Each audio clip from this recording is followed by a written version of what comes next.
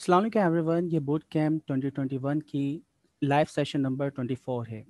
और आज के सेशन की स्ट्रेटजी ये रहेगी कि हम सबसे पहले रिव्यू करेंगे चैप्टर 4, चैप्टर 3, 4, 5 और उसके बाद हम गो फॉरवर्ड देखेंगे कि चैप्टर 6 के अंदर क्या न्यू चीज़ें डिफ़ाइन की जा रही हैं।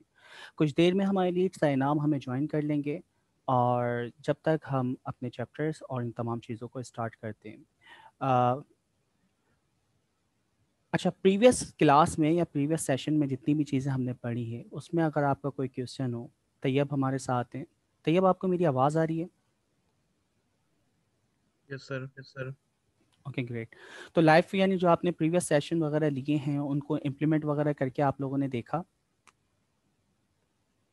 जी तैयब, तैयब बिन तारिक। सर अभी एक्चुअली देखा नहीं है। Okay, no issue. अच्छा, मैं एक काम करता हूँ, मैं आपको एक लिंक देता हूँ। उस लिंक से आपको ये फ़ायदा होगा कि जितने कोड हम करेंगे ना चैप्टर 6 में, वो जैसा आपको कॉपी पेस्ट करने, तो उससे फ़ायदा ये होगा कि आप उसका क्विक रिजल्ट प्लस उसकी टेस्टिंग भी कर सकते हैं। अच्छा, ये लिंक मैंने आपको जूम के ऊपर शेयर किया है, तो जो भी यानी जूम पे मौजूद है इस लिंक को कॉपी करके फेसबुक लाइव के ऊपर भी शेयर कर दें ताकि ये लिंक सबके पास अवेलेबल हो। अच्छा, और बाकी जो यानी जूम सेशन का लिंक है वो आपके फेसबुक लाइव चैट की डिस्क्रिप्शन में भी मौजूद है। तो वो स्टूडेंट जो 1-to-1 क्वेश्चन करना चाह रहे हैं वो डायरेक्टली लिंक के थ्रू हमें ज्वाइन कर सकते हैं। चलें, तो फिर हम रिव्यू सबसे पहले स्टार्ट करते हैं।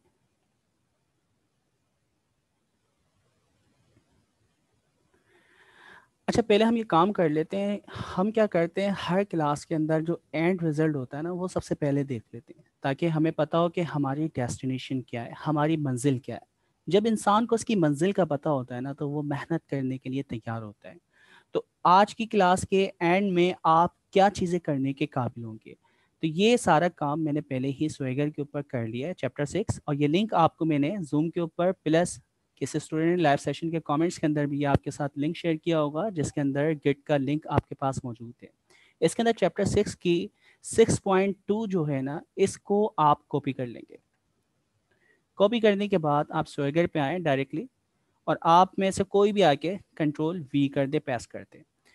अब देखिए इसका एंड रिजल्ट आ क्या रहा है। तो मैं जैसा आपको एंड रिजल्ट दिखाना चाह रहा हूँ, आप कोड को भूल जाओ, उस कोड के अगेंस्ट हमें ये रिजल्ट मिलने हैं। सबसे पहले हमने एक पाथ बनाया जो कि रिव्यू है, उसके अगेंस्ट आपने कोई डिस्क्रिप्शन डिफाइन नहीं की। दूसरा, आपने एक और पाथ बनाया है रिव्यू का। अच्छा, इस रिव्यू के अंदर क्या हो रहा है, मेथड आपने चेंज कर दिया पॉज का। पॉज के अंदर क्या फ़ायदा होता है कि आप कोई भी सिक्योर डेटा इस प्रोटोकॉल के ज़रिए सर्वर को भेज सकते हैं। अब वो जो सर्वर के ऊपर आप डेटा भेजना चाह रहे हैं, तो देखिए पैरामीटर के अंदर ये हमें बता रहा है कि वो क्या चीज़ है। तो यहाँ से अगर आप देखें तो पैरामीटर जो आप भेज सकते हैं, मैसेज, रेटिंग और यूज़र आईडी, ये तीन चीज़ें आप सर्वर को भेज सकते हैं। अच्छा, अगर आप चाह रहे हैं बाय डिफ़ॉल्ट आपको इस तरह शो होगा, ये स्कीमा भी आपको शो करवा रहा है कि मैसेज, रेटिंग और यूज़र आईडी आप शो कर सकते हैं। अगर आप इसको ट्राई यानी टेस्टिंग करना चाह रहे हैं कि वाकई ये सही काम कर भी रही है या नहीं, तो आप डायरेक्टली ट्राई इट आउट के ऊपर क्लिक करें। क्लिक करने के बाद मैं यहाँ पे कोई भी नई वैल्यू डालता हूँ, ये मेरा मैसेज है और मैं इसको एग्जीक्यूट करता हूँ। तो जैसे ही मैं एग्जीक्यूट करूँगा इसके अगेंस्ट जो भी आपके पास न्यू मैसेज क्रिएट होगा वो पूरा का पूरा मैसेज यहाँ पे दिखा रहा है। तो ये नई आपकी यानी रिसोर्स क्रिएट हुई है, उसके अगेंस्ट यूज़र आईडी वगैरह सारा डेटा सर्वर पे जाके अपडेट हुआ है। इसी तरह आपने एक और यूआरएल बनाया है जिसके अंदर आप यूआरएल के अंदर ही कोई वैल्यू पास करते हैं, स्ट्रिंग वैल्यू पास करते हैं। तो अगर आप इसको भी चेक करना चाह रहे हैं, ट्राई इट आउट के ऊपर क्लिक करें और यहाँ पे जैसे मैंने ये अभी कमेंट किया था, ये एक नई यानी जो पोस्ट है एक सेंड की है, मैं इसको देखना चाह रहा हूँ क्या ये वाकई ही सर्वर के ऊपर जाके सेव हुई है या नहीं।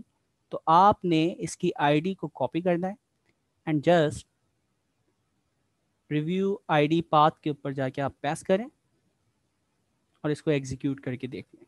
इसके अगेंस्ट देखिए डेटा मेरे पास आ गया, तो इसका मतलब है ये डेटा एंट्री वहाँ पे हो चुकी है। तो ये एंड रिजल्ट है। तो आज की क्लास में हम जो नई चीज़ सीखने वाले हैं उसमें क्या होगा कि हम बॉडी में पॉस मेथड को इस्तेमाल करेंगे। पॉस मेथड के अंदर कुछ पैरामीटर हम भेजेंगे। पॉस मेथड में भेजने का फ़ायदा ये होता है कि आपका जो डेटा होता है ना, जो भी मैंने लिखा है पाकिस्तान जिंदाबाद, तो आपका ये क्लाइंट से सर्वर तक ये जो डेटा जाएगा ये सिक्योर होके जाता है। कोई इसको इनक्रिप्ट नहीं कर सकता, कोई इसको देख नहीं सकता। तो जो भी डेटा आपका सिक्योर होता है, जो आप यानी चाह रहे हैं कि छुप के जाए, जैसे यूज़र नेम और पासवर्ड, तो आप किसी भी फाइनेंशियल एप्लीकेशन के ऊपर लॉगिन होते हैं तो आप कभी भी नहीं चाहेंगे कि आपका यूज़र नेम पासवर्ड किसी को भी दिखे। अगर वो दिख जाए तो फिर इसका मतलब है वो आपके अकाउंट को एक्सेस कर सकता है, प्लस कोई भी यानी आपकी यानी एबनॉर्मल ट्रांजैक्शन कर सकता है जो आप नहीं चाह रहे। तो सिक्योर डेटा अगर आपको भेजना है तो कौन सा प्रोटोकॉल हम इस्तेमाल करते हैं? जी हाँ, वैसे हमने चार पोस्ट। पोस्ट। इसके अलावा कौन कौन से और प्रोटोकॉल थे? हमने गेट को देखा है, गेट के अलावा हमने पॉज को देखा है। इससे पहले हम जब एपीआई बनाना सीख रहे थे प्रीवियस सेशन के अंदर, तो हमने कौन कौन से प्रोटोकॉल इस्तेमाल किए थे? Post, get, patch, great. Put. ठीक, पुट बिल्कुल ऐसा ही है। तो कुछ पर्टिकुलर हमारे पास प्रोटोकॉल होते हैं जो पर्टिकुलर काम करने के लिए हम इस्तेमाल करते हैं। ठीक है, तो ये चीज़ हमें पता चल गई कि एंड रिजल्ट क्या है। अब ये कैसे हो रहा है, कौन सी चीज़ कैसे डिफाइंड हो रही है, ये सारा इसका कोड है। अच्छा, कोड अब आपको मेहनत करने की ज़रूरत भी नहीं है। आपको जो मैंने लिंक दिया है उस लिंक के थ्रू आप ये काम कर सकते हैं। अच्छा, मैं चाहूँगा हमारे साथ कोई भी यानी जो लाइव सेशन पे डेस्कटॉप के साथ कनेक्ट है वो ये लिंक अपने सिस्टम पे खोले, और सिस्टम पे खोलने के बाद ज़रा सेशन में लाइव शेयर करे कि ये कोड उसके पास 100% सही चल रहा है। तारिक या तैयब, आप कंट्रीब्यूट करना चाहेंगे?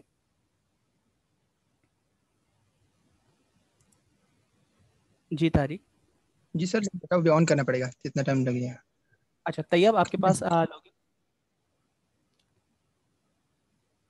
हाँ तैयब, आप मुझे सुन पा रहे सर वो लिंक से करना है। हैं? जी जी, लिंक जो अभी मैंने आपको चैट में शेयर किया है उसके ऊपर ब्राउज़र के ऊपर ओपन करें। पहले स्क्रीन शेयर करें, कोई आसानी से हो जाएगा। सर वो एक्चुअली वो कह रहा है कि वेब पेज मौजूद नहीं है लिंक पे। ऐसा कैसे हो सकता है? ये जो अभी मैंने लिंक आपको दिया है तो जी जी, वो ये पेज नॉट फाउंड का कह रहा है। अच्छा ओके, तारिक आपके पास ये लिंक खुल रहा है? जी सर, खुल रहा है।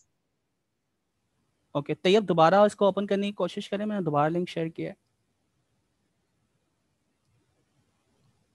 सर वही इशू आ रहा है मेरे में। सेम इशू आ रहा है, बहुत सारी वजूहत हो सकती हैं। ठीक है चलें, तो थोड़ी देर में तारीख इसको ओपन कर लेंगे तो फिर स्क्रीन आप हमारे साथ शेयर करिएगा तारीख, ठीक है? ताकि इससे ये यानी कंफर्म हो जाएगा कि ये कोर्स सबके पास 100% परफेक्टली चल रहा है। सर वैसे मैंने गोली चला के देखा भी था कि चल रहा था पूरा ठीक। कब चला के देखा? सर आज ही चलाया था सुबह में, ओके, और अभी भी खोल रहा हूँ तो अभी दोबारा चलाते हैं। चलें गुड। ओके, तो ये चीज़ें हो गई। अब हम चलते हैं अपने चैप्टर को रिवाइज करने की तरफ। अच्छा, आप लोग के जो भी क्वेश्चन हैं कमेंट्स में, क्योंकि मैं कमेंट्स नहीं देख पा रहा आप लोगों के, तो आप डायरेक्टली जूम सेशन को ज्वाइन कर लें जो भी हमारी ऑडियंस फेसबुक के ऊपर मौजूद है, और वो हमें जूम के ऊपर ज्वाइन कर सकती है।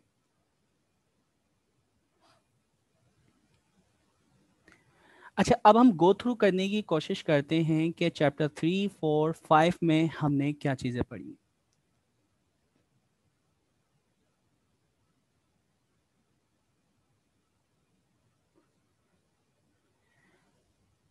चैप्टर 3 में हमने देखा था कि इंफॉर्मेशन वर्सेस डिस्क्रिप्शन। अब देखें इनफॉर्मल आपकी इंफॉर्मेशन वगैरह किस तरह आप यानी डिफाइन करते हैं ना। इनफॉर्मल क्या थी, मैंने आपको कह दिया कि भाई ये आईडी डालते हैं और ये फादर नेम डालते हैं। ये सिंपल सा मैं एक सवाल आपके सामने रखता हूँ, आपके सामने एक टेक्स्ट बॉक्स है जिसमें लिखा हुआ नेम, ठीक है? अब नेम से क्या मुराद है? आपके माइंड में क्या होगा कि यहाँ पे क्या एंट्री करना चाहिए? जी, तैयब या तारिक? अगर नेम का एक टेक्स्ट बॉक्स सिर्फ आपके सामने हो, एपीआई में दे दिया जाए या कहीं भी आपके सामने मौजूद है, तो आपके माइंड में क्या चीज़ आएगी कि नेम से क्या मुराद है?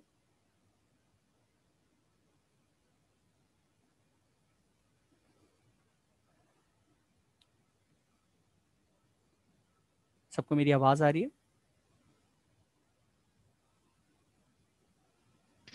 जी सर। ओके, तो सिंपल मैं क्वेश्चन है तारिक कि अगर आपके सामने एक टेक्स्ट बॉक्स मौजूद होता है और उसके ऊपर लिखा हुआ नेम, तो आपके माइंड में क्या चीज़ आएगी? नेम से क्या मुराद है, उसमें क्या एंट्री की जाए? तो याद तो नहीं आ रहा एग्जैक्ट, लेकिन सोचते हैं उसी का नाम ही होगा कोई कुछ। ओके, उसका नाम हो सकता है, आपका नाम हो सकता है, ठीक है, ये आपका यूजर नेम पासवर्ड वाला नेम हो सकता है, ठीक है, आपका फुल नेम हो सकता है, आपका फर्स्ट नेम हो सकता है। तो आपकी यानी जो इन्फॉर्मेशन है वो कंप्लीट डिफाइंड नहीं है। तो अगर मैं डिस्क्रिप्शन आपको दूं कि ये जो नेम है ये आपका यूजर नेम है, ये नेम जो है ये आपका फुल नेम है, तो आप उसको बेहतर एग्जीक्यूट कर सकते हैं। इसी तरह भी आप जो रिव्यू वाली एपीआई देख रहे हैं, उसके अंदर लिखा हुआ मैसेज या लिखा हुआ रिव्यू, क्या मतलब है रिव्यू का? तो कोई भी अपनी मर्जी से कोई भी मैसेज लिख दे, जो मैसेज आपको अपने दोस्त को लिखना था वो मैसेज आप लिख दें, ठीक है। तो मैसेज में क्या लिखना है, आप रिव्यू ले रहे हैं, रिव्यू में क्या चीज डिफाइन करनी है, आप रेटिंग ले रहे हैं, रेटिंग में क्या चीज डिफाइन करनी है, तो ये उसकी क्या होती है, डिस्क्रिप्शन। तो अगर आप यूजर से कोई इनपुट लेना चाह रहे हैं और उसके बारे में कोई चीज डिफाइन करनी है, तो वो डॉक्यूमेंटेशन में कैसे करें? अच्छा, पहले एपीआई जो हम बनाते थे तो उस एपीआई की कोई डॉक्यूमेंटेशन नहीं होती थी, हमें बताते थे कि भाई ये यूआरएल है, इस यूआरएल के अगेंस्ट ये 3 फील्ड्स हैं, इसके अंदर पॉज मेथड और ये मेथड्स आपके हैं इंसर्ट करने के लिए, ये चीज़ें ये आपके फील्ड्स हैं, आप इनको इंसर्ट कर सकते हैं। तो कोई डॉक्यूमेंटेड नहीं होती थी, ठीक है। या उसकी डॉक्यूमेंटेशन जो हम बनाते थे हर बंदा अपने मुताबिक बनाता था, कोई चाहे तो वर्ड पे बना दे, कोई पावर पॉइंट पे बना दे, कोई पीडीएफ पे आपको दे रहा है, तो कोई स्टैंडर्ड फॉर्मेट नहीं था। आपकी स्वेगर या फिर हम बात करते हैं किसकी, ओपन एपीआई की, ये स्टैंडर्ड बना दिया गया है। अब दुनिया में कोई भी एपीआई बनाता है, उसकी जो डॉक्यूमेंटेशन करेगा वो किसके ऊपर करेगा, स्वेगर के ऊपर या ओपन एपीआई के स्टैंडर्ड के ऊपर। इसमें सबसे बड़ा फायदा क्या है कि जब आप डॉक्यूमेंटेशन करते हैं तो वो सिर्फ डॉक्यूमेंटेशन नहीं होती, आप उसको एग्जीक्यूट करके टेस्ट भी कर सकते हैं कि जो चीज़ बताई जा रही है क्या वो उसी तरह काम करती है या नहीं। तो ये इसका सबसे बड़ा फायदा है कि आप एपीआई बनाने के बाद उसकी डिस्क्रिप्शन प्लस उसकी टेस्टिंग, तो किसी भी बंदे को अगर कोई नई चीज़ सीखनी हो, एपीआई के बारे में सीखना हो, तो अब उसको देखें सारी चीज़ें यहाँ पे मिलनी है कि भाई पॉस मेथड इस्तेमाल हो रहा है, रिव्यू इस्तेमाल हो रहा है, इसमें ये पैरामीटर्स जाते हैं उसके बाद इसका ये रिस्पॉन्स आता है, ठीक है, और रिस्पॉन्स के अगेंस्ट मुझे ये डेटा मिलता है XYZ। जो चीज़ें मुझे किसी एक्सपर्ट से पूछना पड़ती थी उस एपीआई के अगेंस्ट, वो सारी की सारी चीज़ें मुझे किस में मिली हैं अब, पूरी पूरी डिस्क्राइब हुई हुई हैं एक स्टैंडर्ड फॉर्मेट में। स्टैंडर्ड फॉर्मेट से क्या मुराद है कि मैं अगर इस लिंक को यहाँ खोलूँ या दुनिया के किसी भी यानी हिस्से में, तो ये फॉर्मेट सेम है कि भाई जितने भी लिंक्स होंगे वो बटन की सूरत में आएंगे, राइट साइड के ऊपर आपका एक ड्रॉप डाउन बटन होगा जिस पर क्लिक करने के बाद उसकी डिटेल ओपन होगी, तो ये सारी डिटेल है, आपके सर्वर का लिंक टॉप पे आएगा। तो ये क्या है, स्टैंडर्ड है। तो स्टैंडर्ड चीज अगर एक फॉर्मेट आप कहीं भी देख लें, उसको पढ़ना आप सीख लें, अब उसका फॉर्मेट चेंज ही नहीं होगा। पूरी दुनिया में कोई भी डॉक्यूमेंटेशन लिखेगा एपीआई की तो वो सेम फॉर्मेट पे होगी। तो इससे हमें क्या फायदा हो रहा है कि जैसे पहले होता था कोई एक्सेल पे बना के दे रहा है, कोई वर्ड पे बना के दे रहा है, कोई पावर पॉइंट पे बना के दे रहा है, कोई स्टैंडर्ड आपका टूल नहीं था जिसके ऊपर एपीआई की डॉक्यूमेंटेशन डिफाइन की जाए, जिसका जो दिल चाहता था उस फॉर्मेट के ऊपर उसकी डॉक्यूमेंटेशन करता था। तो यहाँ पे अब क्या फ़ायदा हो रहा है, एक स्टैंडर्ड फॉर्मेट स्वेगर का सर्वर इस्तेमाल करते हुए हम क्या करते हैं, एक स्टैंडर्ड फॉर्मेट के ऊपर उसकी डॉक्यूमेंटेशन करते हैं और वो डॉक्यूमेंटेशन कोई भी बंदा टेस्ट कर सकता है। इसमें किसी का कोई सवाल? जी दोस्तों। No sir. अच्छा, फिर क्या है, ओपन एपीआई की स्पेसिफिकेशंस क्या है?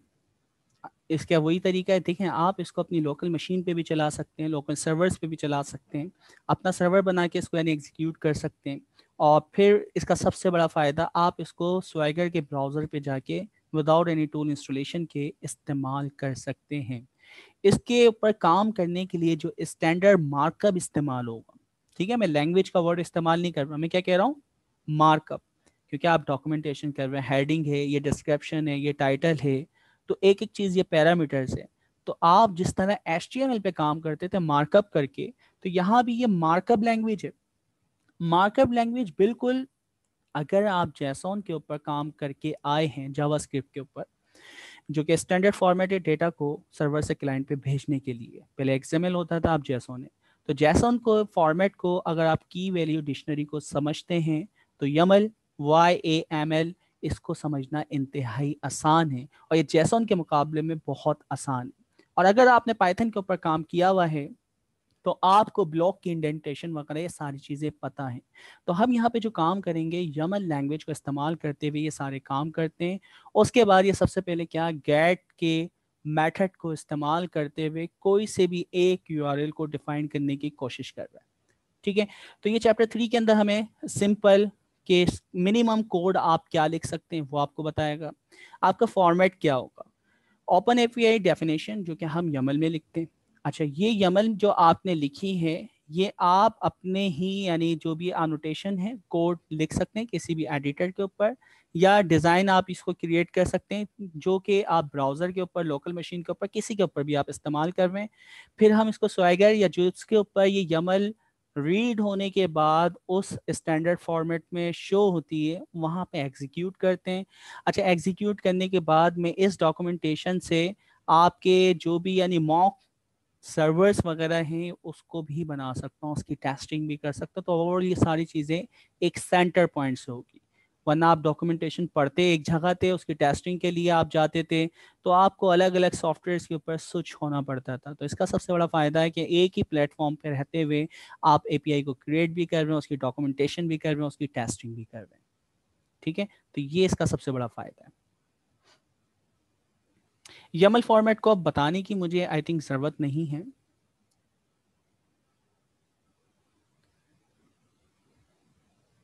अच्छा, मेरी स्क्रीन सबको रीडेबल है? जी दोस्तों। Yes sir. जी सर, जी सर। Okay great. अच्छा देखिए, ये मिनिमम कोड है जो कि आप एक URL को डिफाइन करने के लिए यानी लिखेंगे। सबसे पहले इसने भी खैर यानी चीज़ें कंप्लीट नहीं लिखी। सबसे पहले कह रहा है कि जो भी आपका पाथ होता है, अच्छा इसका जो रूट पाथ है ना वो इसने डिफाइन नहीं किया, क्योंकि रूट पाथ जो है abc.com, तो इस abc.com की जगह XYZ, ठीक है, YFG कोई भी सर्वर का नाम हो सकता है। तो इससे पहले यानी बैकस्लैश से पहले कोई भी आपके सर्वर का नाम होगा जो कि आपका रूट पाथ है। ठीक है, रूट पाथ के बाद हम कह रहे हैं लाइक फॉर एग्जांपल मैं कहता हूं हमारे सर्वर का नाम जैसे है abc.com, तो abc.com, अच्छा ये देखिए ये है, ये आपका रूट सर्वर है। ठीक है, रूट सर्वर के बाद मैं अब स्लैश डाल के जैसे ही रिव्यूज लिखता हूं उसके अगेंस्ट ये डेटा यहाँ पे आपने क्या किया हुआ है, एक एपीआई के अगेंस्ट रिस्पॉन्स आपने भेजा हुआ है। तो हम कह रहे हैं कि भाई स्लैश डाल के रिव्यूज हम जैसे ही करते हैं तो हम इस बात पे आ जाते हैं। इस बात पे आने के बाद अब मैं इस बात के बारे में डिस्क्राइब कर रहा हूँ। सबसे पहले जो आप मेथड इस्तेमाल करेंगे ना इस बात पे, प्रोटोकॉल जो इस्तेमाल करेंगे वो प्रोटोकॉल का नाम है कौन सा, गेट। हमारे पास 4 तरह के प्रोटोकॉल हैं और वो कौन कौन से थे? दो तो हम मोस्टली यानी फ्रिक्वेंटली इस्तेमाल कर रहे होते हैं, गेट एंड पोस्ट। इसके अलावा कौन कौन से कर रहे थे? जी दोबारा कोई रिपीट करें। ठीक है, पुट है, पैच है, डिलीट है, तो हमने इसको भी इस्तेमाल किया था। अच्छा, अब हुआ क्या कि हमने कहा कि ये यूआरएल, ये यूआरएल, इसके ऊपर जो ये मैं डेटा गेट कर रहा हूँ ना, इस प्रोटोकॉल का नाम है कौन सा, गेट। तो गेट के जरिए ये आपने क्या किया है, इसको रिक्वेस्ट भेजी। ये ब्राउजर के अंदर मैं जैसे ही क्लिक करता हूँ ना, ये आपकी रिक्वेस्ट उठ के जाती है सर्वर पे। तो ये जो रिक्वेस्ट उसके सर्वर पे गई है, इस वक्त जो प्रोटोकॉल इस्तेमाल हुआ है उसे हम कहते हैं गेट मेथड। वहां पे सर्वर पे वो प्रोसेस हुआ, प्रोसेस होने के बाद ये जो आपको नीचे ऑब्जेक्ट दिख रहा है जेसन फॉर्मेट, ये आपका आया रिस्पॉन्स। तो दो चीज़ हुई। देखिए, जब फर्स्ट टाइम में एक पेज खोलता हूँ, फिर से इसको ऑब्जर्व करें इस यानी प्रोसेस को, यहाँ पे मैंने क्या किया, कंट्रोल A कंट्रोल V। अभी आपका पेज जो है बल्कि वो कॉपी नहीं हुआ URL, कंट्रोल C कॉपी। अच्छा देखें, आप जब एक नया ब्राउजर खोलते हैं, कंट्रोल N कंट्रोल T, देख रहे हैं ये ब्लैंक है, यहाँ पे मैं पैस करता हूँ। अच्छा, अभी तक मैंने क्लिक नहीं किया, मैं जैसे ही क्लिक करता हूँ तो मैं प्रोटोकॉल इस्तेमाल करता हूँ गेट। ये गेट मेथड से गया और फौरन वहां पे प्रोसेस हुआ सर्वर पे, और सर्वर ने मुझे ये डेटा रिस्पॉन्स किया। तो यही चीज हम यहाँ बताना चाह रहे हैं कि भाई गेट मेथड इस्तेमाल होगा, उस गेट मेथड के अंदर आप डिस्क्रिप्शन डिफाइन कर रहे हैं कि इसके अंदर है क्या। अब जैसे वो डॉक्यूमेंटेशन आपने खोली हुई थी, ये देखें, जैसे पोस्ट है ना, पोस्ट के ऊपर मैंने डिस्क्रिप्शन डिफाइन की हुई है, create a new review.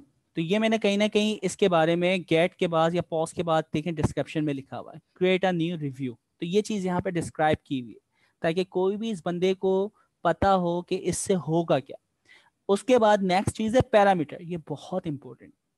Parameter क्या है? पैरामीटर ये आपके वो आर्ग्यूमेंट या वो वेरिएबल्स होते हैं जो हम क्लाइंट से सर्वर पे भेजते हैं। ठीक है, यानी दो चीज़ें, ब्राउज़र के ज़रिए मैं कोई वैल्यू कहाँ पे भेजूंगा? सर्वर के ऊपर। ठीक है, या फिर वो वेरिएबल हम सर्वर के ऊपर गेट करके उसको प्रोसेस करके उसके ऊपर वापसी हम रिस्पॉन्स करते हैं। तो ये जो आपके पैरामीटर्स हैं ये दो तरीके से इस्तेमाल हो रहे हैं।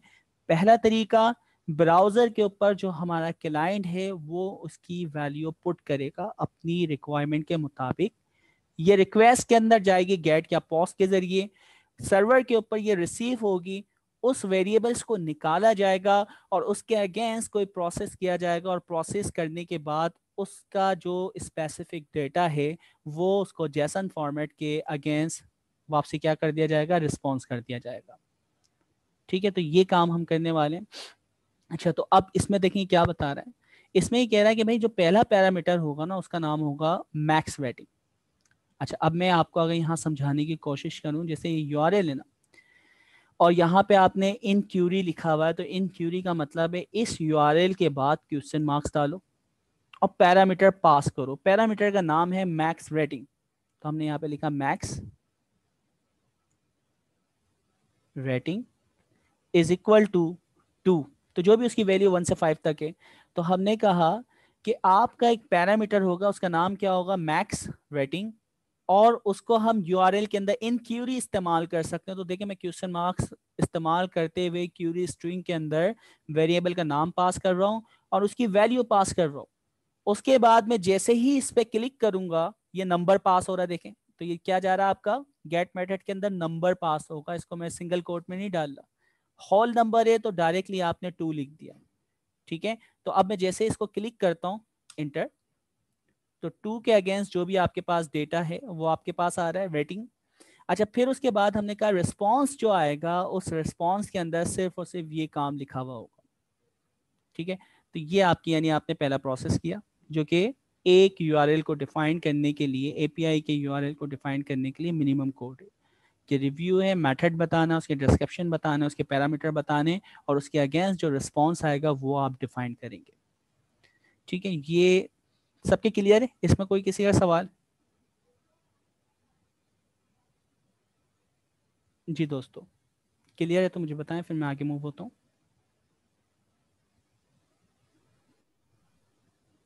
जी सर, क्लियर है। Okay, great.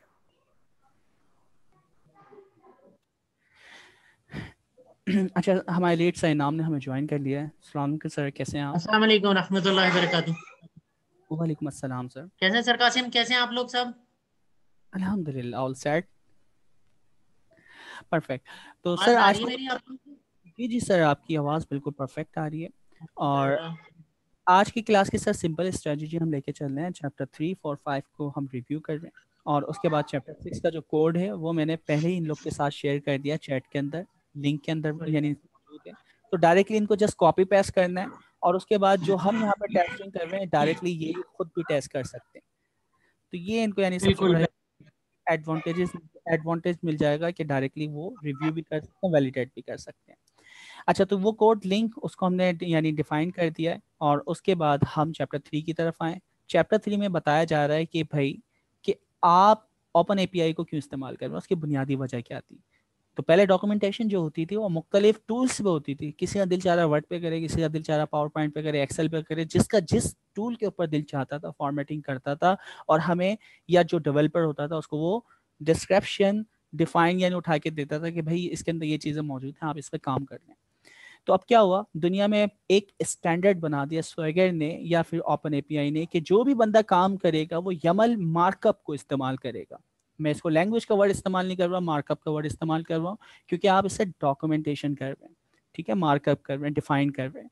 तो मार्कअप को इस्तेमाल करते हुए एक स्टैंडर्ड फॉर्मेट पे काम करेंगे।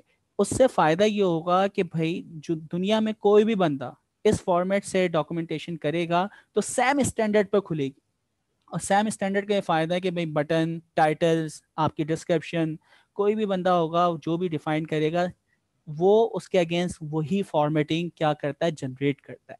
तो इससे फ़ायदा ये है कि आप अगर एक डॉक्यूमेंटेशन को पढ़ना सीख लें तो आप हज़ारों डॉक्यूमेंटेशन भी पढ़ें, वो सेम स्टैंडर्ड पे होगी। आपको पता है कौन सी चीज़ किस जगह पे जाके आपको मिलेगी, किस चीज़ को आप किस तरह से टेस्ट कर सकते हैं। तो वो सारे, यानी आपने अगर एक एपीआई पे काम कर लिया, एक एपीआई को इंटीग्रेट कर लिया अपने सिस्टम के साथ, तो ओपन एपीआई की जितनी एपीआई हैं उनको रीड करना, उनको अंडरस्टैंड करना, उनको समझना बहुत आसान हो जाता है डेवलपर के लिए। मिनिमम कोड हमने देखा रिव्यू का, तो रिव्यू में आप चेक कर सकते हैं कि हमने कहा भाई रिव्यू में यूआरएल है गेट का, यानी आपके पास प्रोटोकॉल इस्तेमाल हो रहा है। इसको बहुत ज़्यादा ब्रीफली हमने देखा है, तो अब मैं इसको जस्ट यानी गो थ्रू कर रहा हूँ। उसके बाद आपने डिस्क्रिप्शन, ये ह्यूमन रीडेबल है। पैरामीटर, जो उसके अंदर हम वेरिएबल इस्तेमाल करेंगे। क्लाइंट साइड पे देखें, देखिए वेरिएबल के दो काम हैं। क्लाइंट साइड यानी जो ब्राउज़र या जो भी आपकी यानी क्लाइंट साइड मशीन है, उसके ऊपर ये यूज़र जो भी हमारा है वो अपनी रिक्वायरमेंट के मुताबिक उन पैरामीटर्स की वैल्यू पास करेगा। कि मैं कहता हूँ कि भाई सिर्फ कासिम का डेटा उठा के दो, तो मैं यूज़र नेम कासिम देता हूँ, तो अब ये यूज़र नेम जाएगा सर्वर के पास और सिर्फ यूज़र नेम कासिम के अगेंस्ट जो भी डेटा होगा सर्वर उसे ढूंढ के आपको रिस्पॉन्स कर देगा जेसन फॉर्मेट के अंदर। देन आप उसके ऊपर जो भी प्रोसेस डिस्प्ले करवाना चाह रहे हैं वो कर सकते हैं। तो आप जो भी मेथड, जो भी यूआरएल डिफाइन करेंगे, सबसे पहले उसके अंदर आप बताएंगे प्रोटोकॉल कौन सा है, उसके पैरामीटर कौन से हैं, और ये सर्वर से आने के बाद अच्छा और जो डेटा जाएगा उसकी डेटा टाइप क्या होगी, यानी स्कीमा। एंड फाइनली सर्वर जब इसको प्रोसेस कर लेगा तो हमारे पास जो रिस्पॉन्स आएगा वो रिस्पॉन्स में क्या चीज़ें होंगी।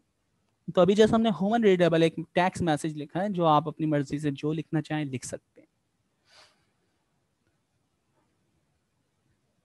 मैक्स रेटिंग को हम देख चुके हैं, जो कि हम क्यूरी में पास कर रहे हैं, और हमने यहाँ पे पास करके भी देख लिया है।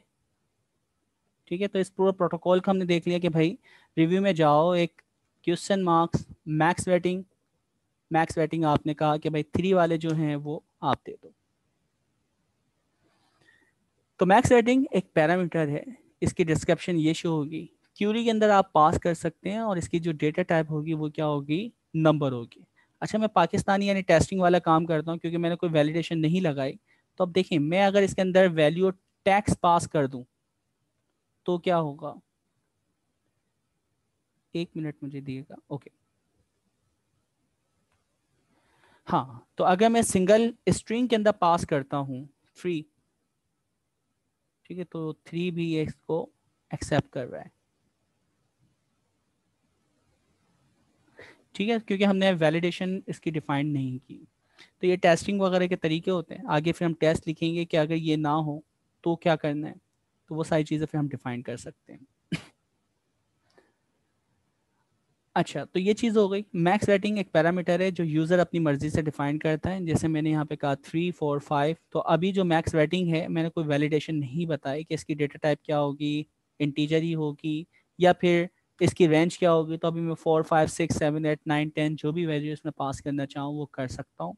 आगे जाके हम इसको रिस्ट्रिक्ट करते जाएंगे कि भाई यही डेटा आप डालेंगे तो आपको बेहतर रिजल्ट मिलेगा, या जो डेटा हमारे पास सर्वर पे अवेलेबल है उसके मुताबिक हम यूज़र से डेटा मांगेंगे।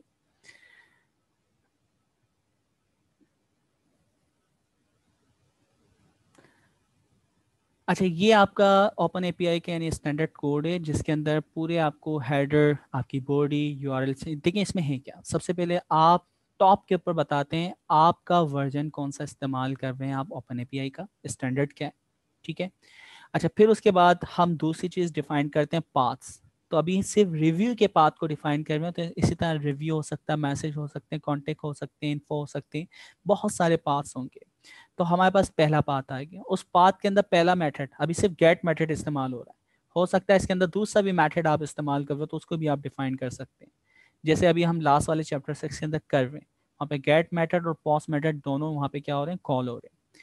गेट मेथड से डेटा गेट हो रहा है और पॉस्ट मेथड से आप कोई नया रिव्यू वहाँ पे सेव करवाते हैं। तो यहाँ पे मेथड आप बताते हैं।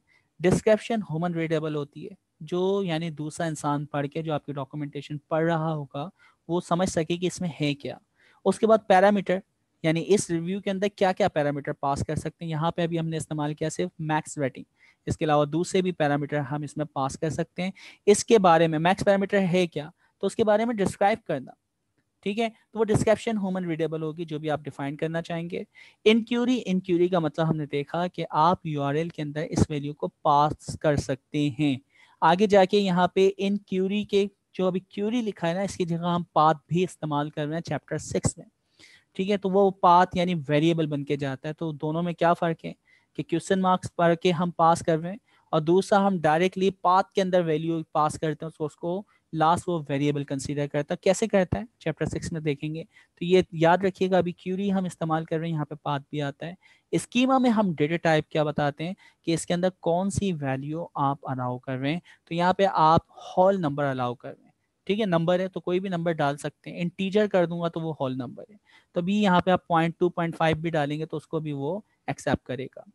रिस्पॉन्स सर्वर ये सारा डेटा जब गेट मेथड से उसके पास जाएगा, उसको प्रोसेस कर देगा, उसके अगेंस्ट कोई डेटा मिल जाएगा तो रिस्पॉन्स जो करेगा, तो यहाँ पे ये सिंपल रिस्पॉन्स कर रहा है। रिस्पॉन्स का स्कीमा, ये सारी चीज़ें भी हम आगे जाके डिफाइन कर रहे हैं। यमल मार्कअप, यमल बहुत ही आसान है, ये इसका पूरा सिंटैक्स है।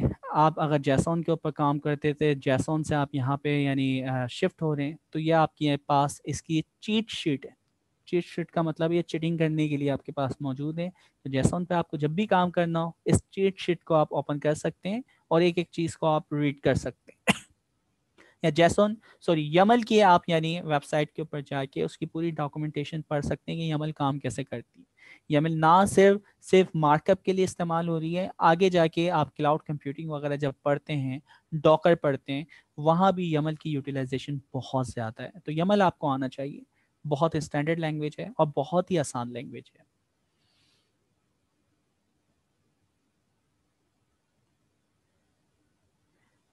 अच्छा, यमल के बारे में बता रहा भाई साइंटैक्स क्या है, तो इंडेंटेशन वगैरह इसके अंदर शामिल है।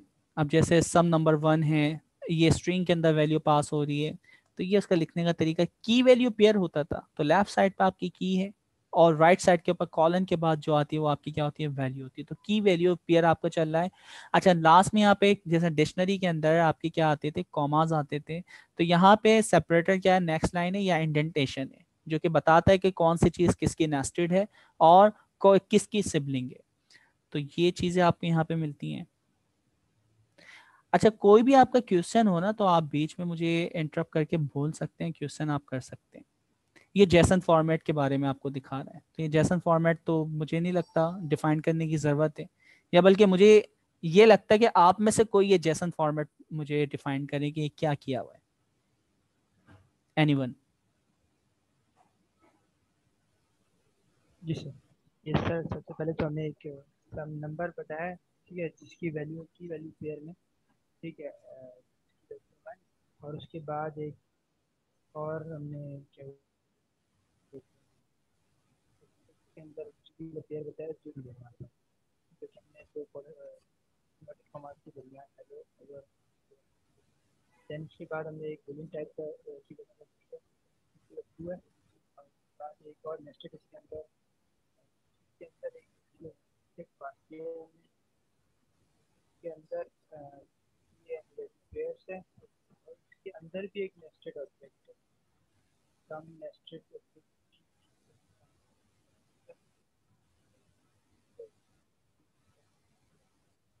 बाद लिस्ट के अंदर एक ये एरे है जो कि हम वहाँ तारिक आपकी अच्छा, मेरे पास ये तारिक की वॉइस यानी ब्रेक हो रही है, सबके पास हो रही है?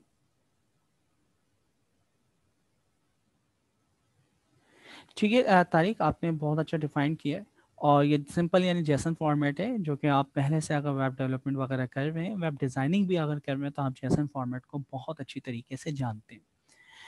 अच्छा, अब जेसन फॉर्मेट से भी कई गुना आसान है आपकी यमल, ठीक है, YAML। तो यमल लैंग्वेज आपकी जेसन के मुकाबले में भी बहुत आसान है, ठीक है।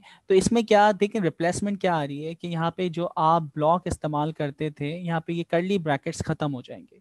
ठीक है। अच्छा, अब इस कर्ली ब्रैकेट्स के अंदर जो चीजें आ रही थी, तो ये कह रहा है कि भाई पहले आप यानी हेडिंग डालें, उसके बाद टैब के अंदर एक यानी स्पेस दे दें या टैब दे दें, उसके अंडर जितनी चीजें आएंगी वो उसकी क्या होंगी, नेस्टेड होंगी।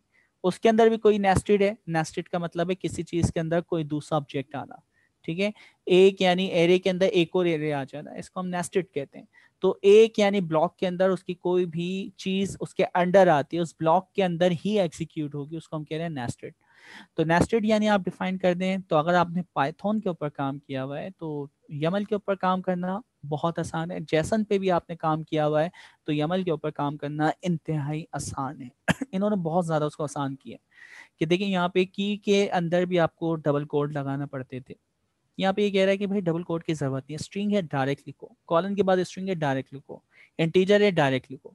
तो जो रिस्ट्रिक्शन थी उसको इसने बहुत आसान किया है।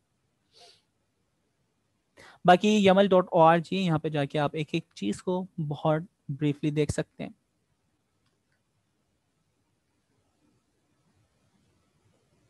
चैप्टर 6 इतनी थी, सॉरी चैप्टर 3, इसके अंदर भी वही चीज है।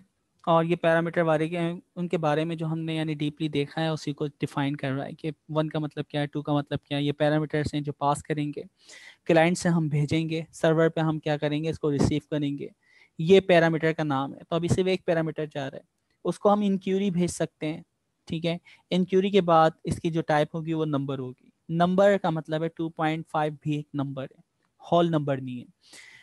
इसको फिर आगे जाके हम इंटीजर कर देंगे, तो इंटीजर करने से फ़ायदा होगा कि सिर्फ इंटीजर नंबर ही एक्सेप्ट किया जाएगा। अच्छा, फिर हमारे पास क्या है, रिस्पॉन्सेज। तो आपके पास रिस्पॉन्सेज की पूरी एक लिस्ट थी, जितने भी सक्सेसफुल आपके पास यानी रिस्पॉन्स होते हैं वो 200 से लेके 299 तक की लिस्ट के दरमियान होते हैं। उनकी पूरी डिस्क्रिप्शन थी जो कि मैंने आपके साथ लिंक भी शेयर किया था, वहां से आप फाइंड कर सकते हैं।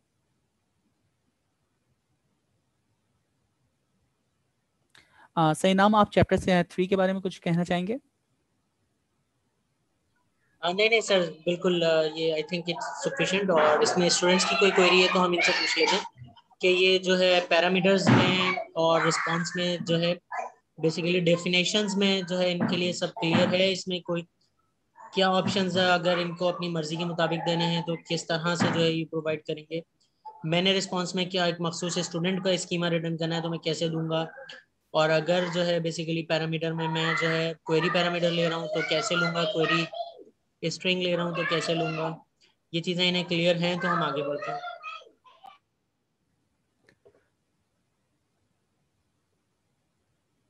जी दोस्तों, ये तमाम चीज़ें क्लियर है सही नाम ने जो पूछी आपसे? और सॉरी, मैंने वर्ड यूज किया था कि लेंगे, एक्चुअली मैंने इन रेस्ट एपीआई तो मेरी ऑलरेडी लिखी हुई है। डॉक्यूमेंटेशन ये बता रही है कि ये एंड पॉइंट क्या लेगा, तो वो ये क्या लेगा और किस फॉर्मेट में लेगा ये जो है क्लियर है इन्हें?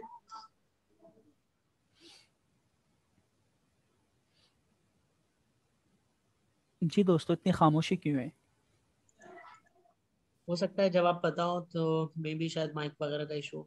ठीक है, आगे बढ़ते हैं, ओके क्योंकि ग्रेट, अगर कंफ्यूजन होता तो पूछ लेते। बिल्कुल सर। तो चैप्टर 3 बहुत ही आसान था, ओपन एपीआई आप डॉक्यूमेंटेशन किस तरह डिफाइन कर रहे हैं। नेक्स्ट जो है ये आपको बता रहा है कि स्वैगर एडिटर क्या है। स्वैगर एडिटर के बारे में पूरा डिस्क्राइब करेगा। स्वैगर एडिटर क्या है भाई? स्वैगर एक सर्वर है जिसको आप इस्तेमाल करते हुए जो आपकी मार्कअप है या एपीआई की डॉक्यूमेंटेशन है वो आप डिफाइन कर सकते हैं। अच्छा, स्वैगर को आप चाहें तो अपने लोकल सर्वर पे, अपनी लोकल मशीन पे उसका इंस्टेंस बना के चला सकते हैं। आप चाहें तो कोई आपका सर्वर पहले से चल रहा है जो आपने परचेज किया हुआ है, वहाँ पे इसकी डॉक्यूमेंटेशन को आप पब्लिश कर सकते हैं, चला सकते हैं। और थर्ड वे आपके पास है कि स्वैगर खुद एक यानी वेबसाइट है जिसके ऊपर ये ऑनलाइन ब्राउज़र के ऊपर आपको स्वैगर एडिटर दे रहा है, यानी डायरेक्टली वहाँ जाके आप कोड कर सकते हैं। तो इसने हमें जो यानी रिस्ट्रिक्ट किया है कि ज़्यादातर आप स्वैगर ऑनलाइन ब्राउज़र को इस्तेमाल करें। ठीक है, आगे जाके फिर हम इसको सर्वर वगैरह कैसे डिफाइन सर एक करेंगे। क्वेश्चन है। जी बिल्कुल। सर ये ओपन एपीआई और ओपन एपीआई स्पेसिफिकेशन में क्या डिफरेंस है सर, ये थोड़ा सा क्लियर कर दें। ओके, सही नाम, आप इस पर रिप्लाई आवाज़ आ करना रही चाहें? सर? जी बिल्कुल तारिक। जी सैनाम, आप इस पर रिस्पॉन्स करना चाहेंगे?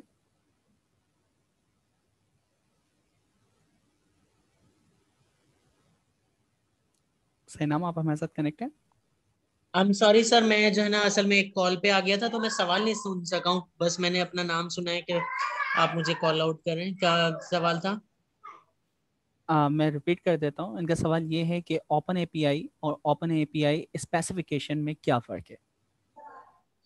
ओके, ओपन एपीआई जो है ना बेसिकली एक तरह से ये समझे एक इनिशिएटिव है कि एपीआई की डॉक्यूमेंटेशन ओपन जो है ना सोर्स की तरह से जो है ना बेसिकली ट्रीट की जाए और जो है एक स्टैंडर्ड वजह किया जाए। और इसके पीछे जो है ना सबसे मेन ड्राइविंग फैक्टर जो है वो स्वैगर कंपनी थी। तो ओपन एपीआई वो इनिशिएटिव है और ओपन एपीआई स्पेसिफिकेशन के स्वैगर की जो डॉक्यूमेंटेशन है उनको बहुत एक कंसोर्शियम बना लिया गया। ओपन एपीआई समझे एक कंसोर्शियम बन गया और उस कंसोर्शियम में जो स्वैगर के अलावा भी लोग थे उन्होंने भी कंट्रीब्यूट किया और अपना फीडबैक देकर एक कॉमन जो है ना बेसिकली एक इस ड्राफ्ट बना लिया। ड्राफ्ट स्पेसिफिकेशन कहलाया कि अब ये स्टैंडर्ड होगा बेसिकली जो है ना किसी भी रेस्ट एपीआई की डॉक्यूमेंटेशन को लिखने का।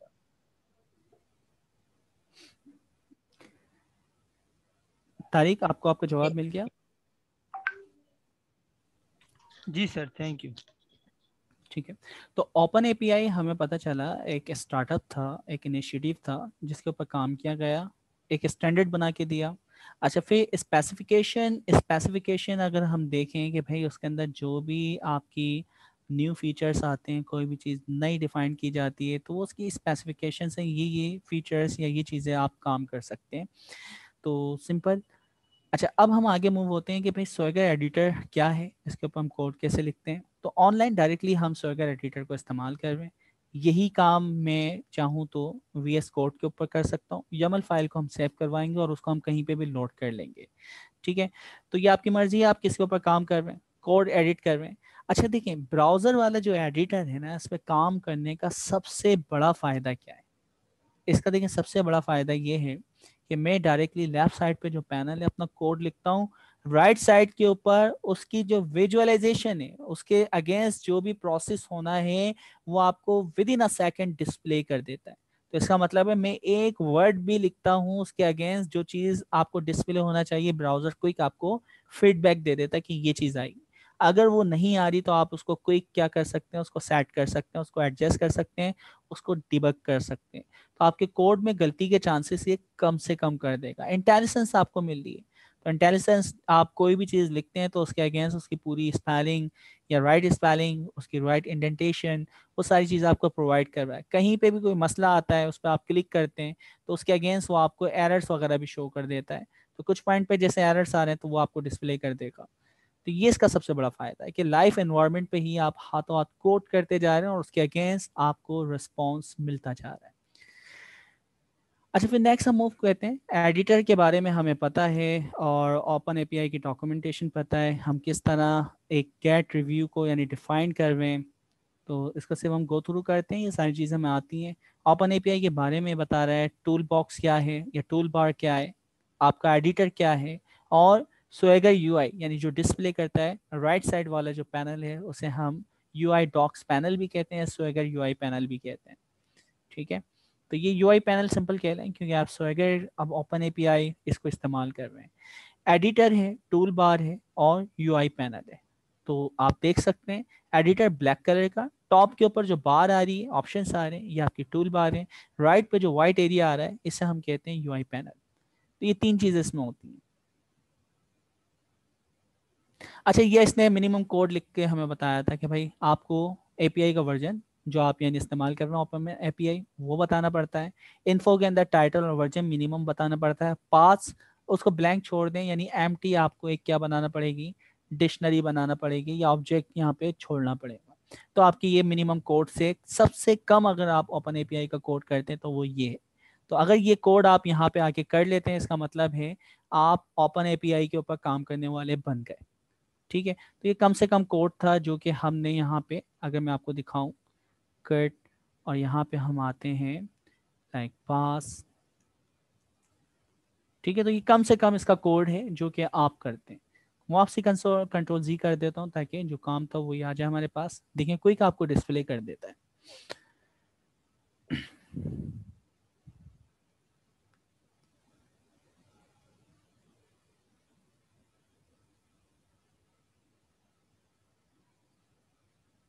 और उसको डिस्क्राइब कर रहा है, जो कि हम एक एक चीज़ के बारे में जानते हैं। टाइटल कहाँ पे शो होता है, इंडेंटेशन। अब देखिए इंडेंटेशन ख़त्म कर दी तो एरर ये आपको दिखा रहा है। तो वो जो मिनिमम कोड आपने लिखा था, ठीक है, अगर मैं इसमें कोई गलती करता हूँ तो ये गलती फ़ौरन मुझे डिस्प्ले कर देगा। कहाँ पे क्या मसला आ रहा है, तो बता रहा बैड इंडेंटेशन, यानी आपने स्पेस नहीं दिया। तो स्पेस आप देंगे तो यहाँ पे आ जाएगा। तो ये इसका सबसे बड़ा फ़ायदा है कि क्विक आपको रिस्पॉन्स कर रहा होता है, फीडबैक दे रहा होता है। आप सबसे पहले गेट के अंदर क्या लेके जाएगा और क्या वापसी लेके आएगा, ये दो चीज़ें डिफाइन कर रहे हैं। तो गेट के बाद क्या चीज़ें ये क्लाइंट से लेके जाएगा सर्वर पे, रिस्पॉन्स के अंदर सर्वर प्रोसेस करके वापसी हमारे पास क्या चीज़ें भेजेगा, ये उसकी डॉक्यूमेंटेशन कर।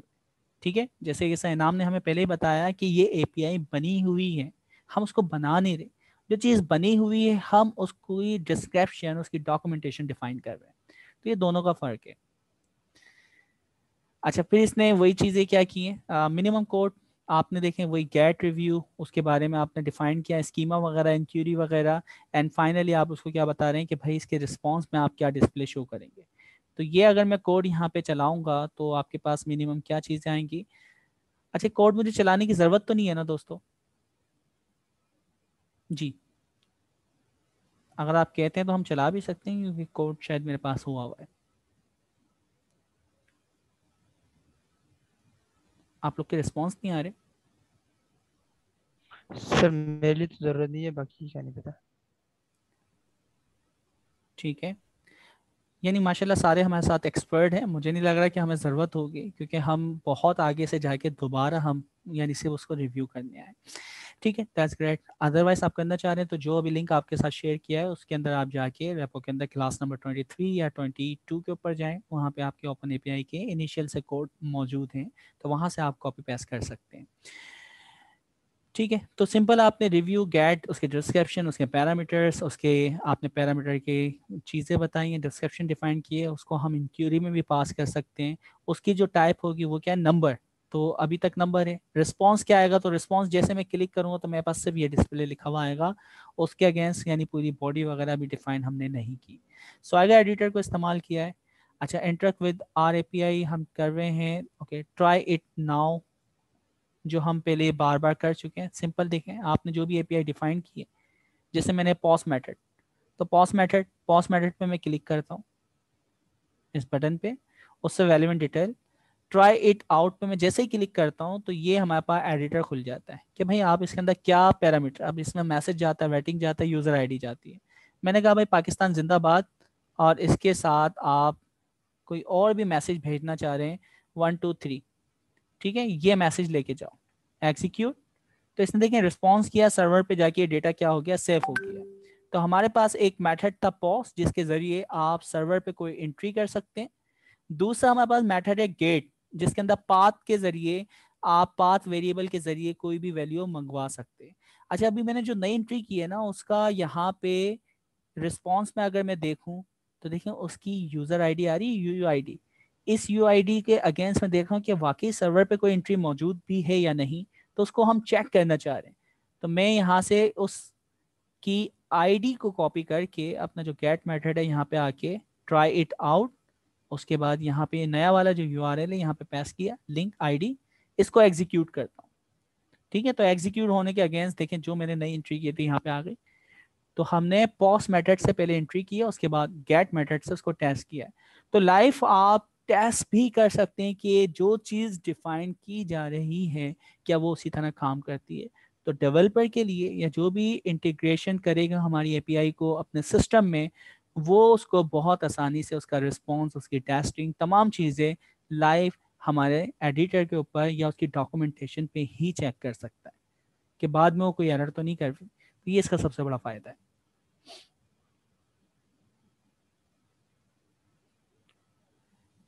अच्छा, ये जो रिस्पॉन्स आया, रिस्पॉन्स के अगेंस्ट ये आपको बता रहा है कि कर्व यूआरएल क्या है, ये आपकी कमांड है, आपका रिस्पॉन्स कौन से सर्वर से आ रहा है। जैसे कि हम यहाँ से देख सकते हैं, ये देखें इस यूआरएल के ऊपर ये रिक्वेस्ट गई है जेसन फॉर्मेट के अंदर, ये आपकी रिक्वेस्ट का यूआरएल था। ठीक है, ये आपका रिस्पॉन्स आ रहा है, ये उसकी डिस्क्रिप्शन है, एप्लीकेशन की टाइप क्या है, जैसॉन है, एक्सएमएल है, या इसके अलावा दूसरी अगर कोई यानी आपकी डेटा ट्रांसफर लैंग्वेज आप इस्तेमाल करते हैं स्टैंडर्ड, वो आप देख सकते हैं।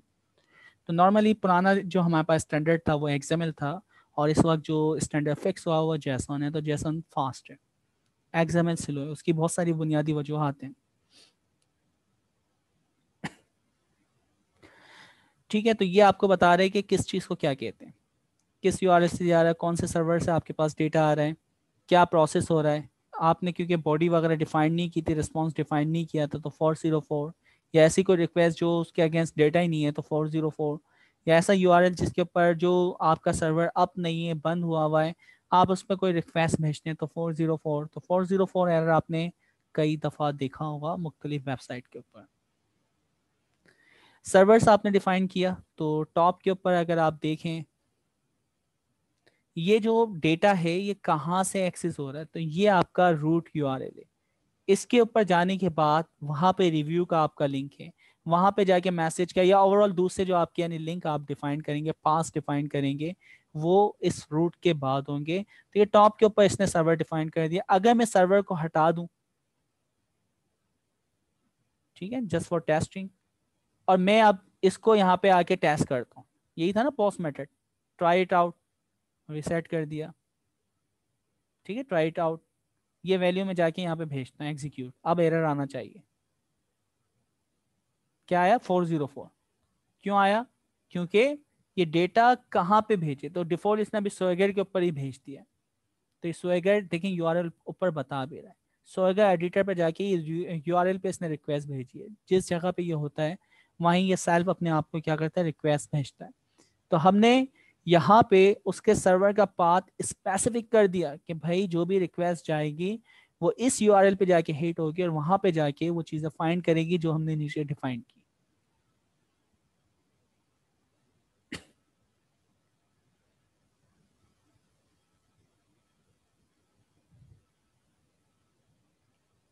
ठीक है, चैप्टर 4 भी इतना ही आसान था।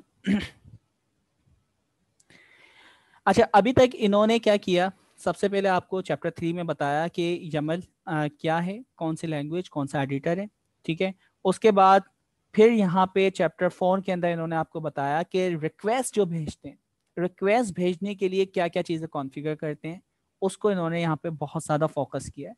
चैप्टर 5 के ऊपर अगर हम जाएं तो ये अब रिस्पॉन्स की बात करेगा। अभी तक हमने चैप्टर 3 में समझा कि एडिटर क्या है, कौन सी लैंग्वेज इस्तेमाल होती है। चैप्टर 4 में हमने समझा कि एक एक टूल्स को क्या क्या कहते हैं, और जो हम रिक्वेस्ट भेजते हैं उसको स्पेसिफिक कैसे करते हैं। चैप्टर 5 हमें बताएगा कि वहां पे जाके वो चीज़ प्रोसेस हो गई, प्रोसेस होने के बाद सर्वर जो हमें रिस्पॉन्स करेगा, तो हमारा जो पूरा फोकस है अब रिस्पॉन्स पे होगा, ठीक है। जिस तरह यहाँ पे आपने देखा था कि पहला आपने कहा कि रिव्यू के अंदर पॉज या गेट मेथड है, वो आप इस्तेमाल करते हैं, और इसके अगेंस्ट जो रिस्पॉन्स आएगा, अब याले पोर्शन को हम फोकस करेंगे। इससे पहले जो हम पोर्शन को फोकस कर रहे थे वो टॉप वाला था कि गेट या पॉज मेथड पे जो डेटा आप क्लाइंट से उठा के सर्वर पे लेके जाएंगे, वो क्या होगा, उसके क्या प्रोटोकॉल होंगे, उसकी क्या डेटा टाइप होगी, क्या उसकी डिस्क्रिप्शन होगी। अब हम सर्वर ने उसको प्रोसेस किया, प्रोसेस करने के बाद जो हमें डेटा देगा उसके अगेंस्ट क्या होगा, तो अब रिस्पॉन्स की बात होगी, ठीक है, ये रिस्पॉन्स है। तो अब रिस्पॉन्स के बारे में हम सीखेंगे। अच्छा, रिस्पॉन्स जो हो रहा है बाय डिफॉल्ट अभी हम जेसन फॉर्मेट के अंदर इसका रिस्पॉन्स दे रहे हैं, ठीक है। देखिए इसने डिफाइन किया कि भाई रिस्पॉन्स होगा रिस्पॉन्सेस, पहला रिस्पॉन्स, क्योंकि देखिए आपकी जब रिक्वेस्ट जाती है तो रिस्पॉन्सेस के बहुत सारी लिस्ट थी, जो कि हमने देखा था 100 से लेके 600 तक की लिस्ट है, ठीक है। सर्वर के एरर्स अलग आते हैं, क्लाइंट के एरर्स अलग आते हैं, ब्राउजर के एरर्स अलग आते हैं, सक्सेसफुल कोई भी ट्रांजैक्शन या कोई भी आपकी रिक्वेस्ट होती है तो उसकी रेंज अलग है। तो 200 से 299 तक की जो हमारे पास यानी लिस्ट है, रेंज है रिस्पॉन्सेस की, उसके अंदर सक्सेसफुल जो भी यानी सर्वर पे चीज़ें जाती हैं उनके बारे में लिस्ट मौजूद है। तो हमने कहा कि भाई रिस्पॉन्सिव 200 का रिस्पॉन्स, इसके साथ साथ मैं 201 का रिस्पॉन्स डिफाइन करना चाह रहा हूँ, 203 का डिफाइन करना चाह रहा हूँ। तो पूरी लिस्ट आप क्या करेंगे, रिस्पॉन्स के इंडेंट के अगेंस्ट डिफाइन करते जाएंगे। तो आपने कहा कि भाई 200 जो रिस्पॉन्स है इसको ह्यूमन रीडेबल, उसके डिस्क्रिप्शन, उसके कंटेंट, कंटेंट की टाइप यहाँ पे डिफाइन की है। तो हमारे पास जो भी डेटा आ रहा है, रिस्पॉन्स आ रहा है, वो किस में आ रहा है, जेसॉन में आ रहा है। तो आप चाहें तो इसको यानी अगर वो एपीआई दे रही है, तो आप चाहें अगर वो एक्सएमएल में दे रही होती तो हम कंटेंट टाइप यहाँ पे एप्लीकेशन एक्सएमएल कर देते, क्योंकि इस वक्त हम जेसॉन को हमें रिटर्न हो रहा था, हमने यहाँ पे जेसॉन डिफाइन किया है। उसके अंदर जो डेटा आएगा, स्कीमा, स्कीमा के अंदर क्या क्या आपके पास होगी, उसकी टाइप हमने कहा ऑब्जेक्ट। प्रॉपर्टीज के अंदर हम बताएंगे कौन कौन से कॉलम्स हैं, यानी कौन कौन से वेरिएबल्स आएंगे, उनकी क्या डेटा टाइप होगी। तो ये मिनिमम कोड है। रिस्पॉन्स जो आएगा 200 का, उसके अंदर कंटेंट की टाइप क्या होगी और स्कीमा क्या होगा, प्रॉपर्टी। तो इंपॉर्टेंट चीज क्या है, रिस्पॉन्सेस, उसके बाद कंटेंट की टाइप जेसॉन है, स्कीमा, स्कीमा में पहली यानी टाइप आप ऑब्जेक्ट डिफाइन करते हो, प्रॉपर्टीज, प्रॉपर्टीज वो सारे कॉलम जो वहां से रिटर्न हो रहे हैं। जैसे कि हमारी इस एपीआई के अंदर मैं एक फील्ड का नाम ले रहा हूँ लाइक यूयूआईडी, इसके अलावा और कौन कौन सी चीजें रिटर्न हो रही थी जी दोस्तों, और कौन कौन सी चीजें रिटर्न हो रही थी, आपके सामने चीजें खुली हुई भी,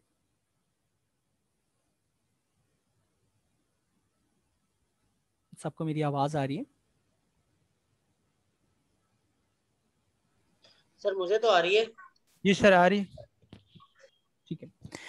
अच्छा, तो वहां पे जो हमारे पास देखें रिस्पांस जो आया ना, अभी ये रिस्पांस आया 201 का सक्सेसफुल रिस्पांस है। तो आपके पास जो रिस्पांस आ रहा है वहां से कौन कौन से कॉलम या कौन कौन से वेरिएबल हमें रिटर्न करवाए, जैसे मैंने एक वेरिएबल का नाम लिया यूयूआईडी, तो इसके अलावा और कौन कौन से वेरिएबल्स हैं? तो यूजर नेम एंड ठीक, मैसेज रेटिंग। अच्छा यूजर नेम मुझे नहीं दिखा, तो मैसेज है, रेटिंग है, यूजर आईडी है यूजर आईडी सॉरी। और यू, ठीक है। तो ये चीजें हमारे पास मौजूद हैं। अच्छा, तो यहाँ पे अगर आप देखें तो रिस्पॉन्स को डिफाइन करना बहुत ही आसान है। सबसे पहले आप क्या रिस्पॉन्स है, उसका स्टेटस, उसकी टाइप बताएं कि किस टाइप में आ रहा है। स्कीमा के अंदर आप बता दें कि भाई ऑब्जेक्ट, पहली वाली तो यानी स्कीमा की टाइप ऑब्जेक्ट ही होगी। उसके बाद प्रॉपर्टीज जो है ना, प्रॉपर्टीज के बाद आपके अब वो कॉलम आएंगे, जैसे ये मैसेज है, तो प्रॉपर्टी का पहले इंडेंटेशन के अंदर क्या होगा, मैसेज, उसकी टाइप क्या है, स्ट्रिंग, तो स्ट्रिंग डिफाइन कर देंगे स्कीमा टाइप। इसी तरह दूसरा आपके पास क्या, यू आई डी, वो भी स्ट्रिंग है। तो इस तरह करते हुए आप चीजें डिफाइन करेंगे और यहाँ पे आप देख भी सकते हैं, ये देखें आपके पास object, JSON type, schema object, properties, properties के बाद पहली टाइप है मैसेज, मैसेज की टाइप क्या है और उसकी डिस्क्रिप्शन क्या शो, रेटिंग क्या है, उसकी डिस्क्रिप्शन क्या शो, उसकी लिमिटेशन क्या हो, यू आई डी या यूजर आई डी जो है उसकी टाइप क्या है और उसकी डिस्क्रिप्शन क्या हो, ठीक है, और उसके एट्रीब्यूट क्या अलाउ कर रहे हैं। एंड फाइनली आपके पास क्या है, यू आई डी तक आपने डिफाइन किया है। तो ये चीज़ आप डिफाइन कर सकते हैं, ये रिस्पॉन्स है। तो रिस्पॉन्स के अंदर ये चीज़ आप डिफाइन करते हैं मिनिमम। भाई ये चीज़ आ गई, यही चैप्टर 5 के अंदर ज़्यादा डिस्कस किया है। जो आपकी लिस्ट है 100 से लेके 599 तक की आपके पास लिस्ट मौजूद है, और वो लिस्ट आप इस यूआरएल के ज़रिए देख सकते हैं। कुछ इसने एग्जाम्पल दिए हैं, ये हमारे पास डेटा टाइप हैं, ये फील्ड्स हैं, उनकी डेटा टाइप्स हैं, और उसके बाद उनकी रेंज या ये चीज़ आप डिफाइन करना चाहते हो, आप रिस्ट्रिक्शन लगाना चाह रहे हैं कि क्या रिस्ट्रिक्शन होगी, क्या उसका पैरामीटर। तो ये देखें रिस्पॉन्स पे डिफाइन हो रहा है, ये चीज़ याद रहे कि जितनी चीज़ें अभी मैं डिफाइन कर रहा हूँ ये क्लाइंट से ले जाने की बात नहीं हो रही, ये सर्वर ने जो हमें रिस्पॉन्स किया है वो किस फॉर्मेट में करेगा, वो चीज़ डिफाइन हो रही। ठीक है, तो अब देखें आपके रिस्पॉन्स के अंदर सबसे पहले स्कीमा में आइटम रिटर्न होता है, जो आपका एक एरे चल रहा है तो आइटम होगा। आइटम की प्रॉपर्टीज, इस आइटम में क्या होगा, लूप के अंदर पहली यूयूआईडी शो करेगा, फिर मैसेज शो करेगा, फिर रेटिंग शो करेगा, फिर यूजर आईडी शो करेगा, बस ये 4 चीजें होती। ठीक है, अच्छा फिर यूयूआईडी स्ट्रिंग है, उसका क्या यानी फॉर्मेट होगा, पैटर्न बता दिया। मैसेज है, उसकी सिर्फ डेटा टाइप बताइए स्ट्रिंग। रेटिंग है, उसकी data type minimum maximum limit बताइए। यूयूआईडी है, उसकी डेटा टाइप बताइए और उसका पैटर्न बताया है। नल लेवल ट्रू कर दिया, इसका मतलब है आप इसको ब्लैंक भी छोड़ सकते हैं, तो सर्वर ब्लैंक वाला भी जो है वो भी हमें रिटर्न करेगा। तो फिर मैं कह रहा हूँ कि यहाँ पे जो बात हो रही है सिर्फ और सिर्फ रिस्पॉन्स की हो रही है, ये डेटा सर्वर जो हमें भेजेगा।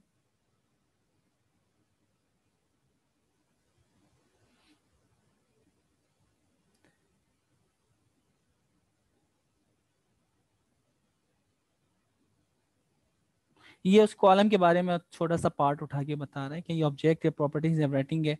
तो वो जो पूरा कोड हमने यहाँ पे देखा है ना, इस कोड को यानी अलग अलग चंक, एक छोटा सा पार्ट उठा के इसने दिखाया है कि प्रॉपर्टी में रेटिंग को उठाया है, उसकी टाइप इंटीजर है, पहले नंबर थी अब इंटीजर कर दिया। उसके बाद क्या है, मिनिमम और मैक्सिमम रेंज आपने बता दी। तो इसी तरह दूसरा कॉलम होता, मैं इतने पार्ट को कॉपी करता और नीचे आके पेस्ट कर देता, उसके बारे में लिख देता। तीसरा कॉलम होता, उसको भी कॉपी पेस्ट करता और उसके बारे में डिफाइन कर देता। तो रिस्पॉन्स के बारे में हम उसकी डिस्क्रिप्शन डिफाइन कर रहे हैं।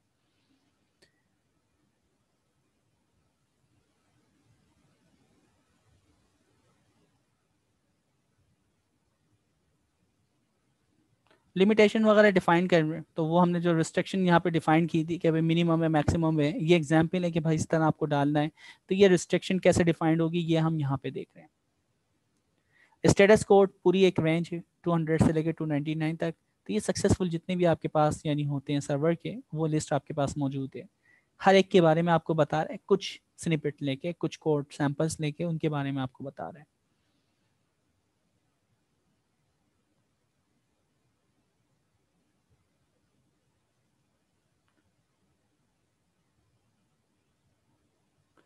रिस्पॉन्स को ही ये टारगेट कर रहा है। तो 200 ये आपके पास स्टेटस कोड है, ह्यूमन रीडेबल है, कंटेंट टाइप है जो कि बॉडी में डिस्प्ले करवाता है, इसलिए इसको कंटेंट कह रहे हैं। एप्लीकेशन, उसके अंदर जो टाइप होगी वो जेसन। तो आपके पास देखें जब आप डिस्प्ले यहाँ पे करवाते हैं वाइट, इसके ऊपर ये बॉडी है, तो बॉडी में इस वक्त जो डेटा शो हो रहा है वो क्या है, जेसन फॉर्मेट। तो ये चीज़ हमने कहा कि भाई कंटेंट बॉडी में जो शो होंगे वो जेसन होंगे। उसका स्कीमा, स्कीमा क्या होगा, एरे होगा। तो आप देखेंगे एक एरे, सबसे पहले आपका ब्रैकेट ओपन हुआ है, लास्ट के अंदर ब्रैकेट बंद हो रहा है, तो वो एक क्या होगा, एरे होगा। ठीक है, उसके बाद उसमें आइटम, पहला आइटम जो आपका डिस्प्ले हो रहा है, इसका जो एक आइटम है ये कर्ली ब्रैकेट्स बंद हो रहा है, इसके बारे में डिफाइन हो रहा है। इसके बारे में क्या डिफाइन हो रहा है कि भाई आइटम जो है इसकी प्रॉपर्टीज क्या क्या, मैसेज है, यूयूआईडी है, यूजर आईडी और रेटिंग है। तो आप देख सकते हैं 1 2 3 4, ये 4 कॉलम आपको दिख रहे हैं, message, rating, UUID and user ID. ठीक है, तो ये रिस्पॉन्स आपने डिफाइन किया है। तो हमारे पास गेट है और उसके बाद क्या है, उसके रिस्पॉन्सेस है। अच्छा आप देखो, इंडेंटेशन बहुत इंपॉर्टेंट है। तो आप देखें ये गेट के बाद स्पेस देके है, यानी ये गेट के अंडर में आ रहा है। तो अक्सर हम गलती क्या करते हैं, इसको गेट के साथ ही इंडेंटेशन दे रहे होते हैं। तो इंडेंटेशन मोस्ट इंपॉर्टेंट है। रिव्यू, सबसे पहले पाथ है, पाथ का ये एक चाइल्ड है रिव्यू, उसके अंदर गेट मेथड है, और गेट मेथड से जब रिक्वेस्ट चली आएगी तो उसका जो रिस्पॉन्स आएगा, फिर रिस्पॉन्स की टाइप है, फिर उसकी डिस्क्रिप्शन है। तो इन्होंने इसको आपकी पूरी हायरार्की बताई। ये हायरार्की अगर आपके जहन में बैठ गई तो कोड करना कोई मुश्किल काम नहीं है। ठीक है, तो रिव्यू, पाथ से, पाथ के बाद यूआरएल डिफाइन करते हैं, मेथड डिफाइन करते हैं, उसका रिस्पॉन्स डिफाइन करते हैं, उसके स्टेटस कोड को डिफाइन करते हैं, और उसके अगेंस्ट जो स्कीमा आता है उसको डिफाइन करते हैं। तो ये आपके पास एक हायरार्की चलेगी। तो 5.9 जब भी आप यानी इंडेंटेशन में फंसे तो 5.9 को आप लाजमी रिव्यू कर लिएगा। अब जब 200 का रिस्पॉन्स आए तो आप देख लें, वही पाथ है, रिव्यू है, गेट है, रिस्पॉन्स है, 200 का रिस्पॉन्स है, डिस्क्रिप्शन है, कंटेंट, कंटेंट टाइप, स्कीमा, और आपके पास एरे शो हो रहा है। तो ये इन्होंने डिफाइन किया है। उस एरे के अगेंस्ट जो आइटम है वो भी इसने डिफाइन किया हुआ है। ठीक है, तो एरे उसका आइटम, आइटम के अगेंस्ट भी एक ऑब्जेक्ट है, प्रॉपर्टी पहला कॉलम, उसकी पूरी आपने डिस्क्रिप्शन लिखी है। फिर इस तरह दूसरा वेरिएबल, तीसरा वेरिएबल, चौथा वेरिएबल, 4 वेरिएबल्स आप डिफाइन कर देंगे।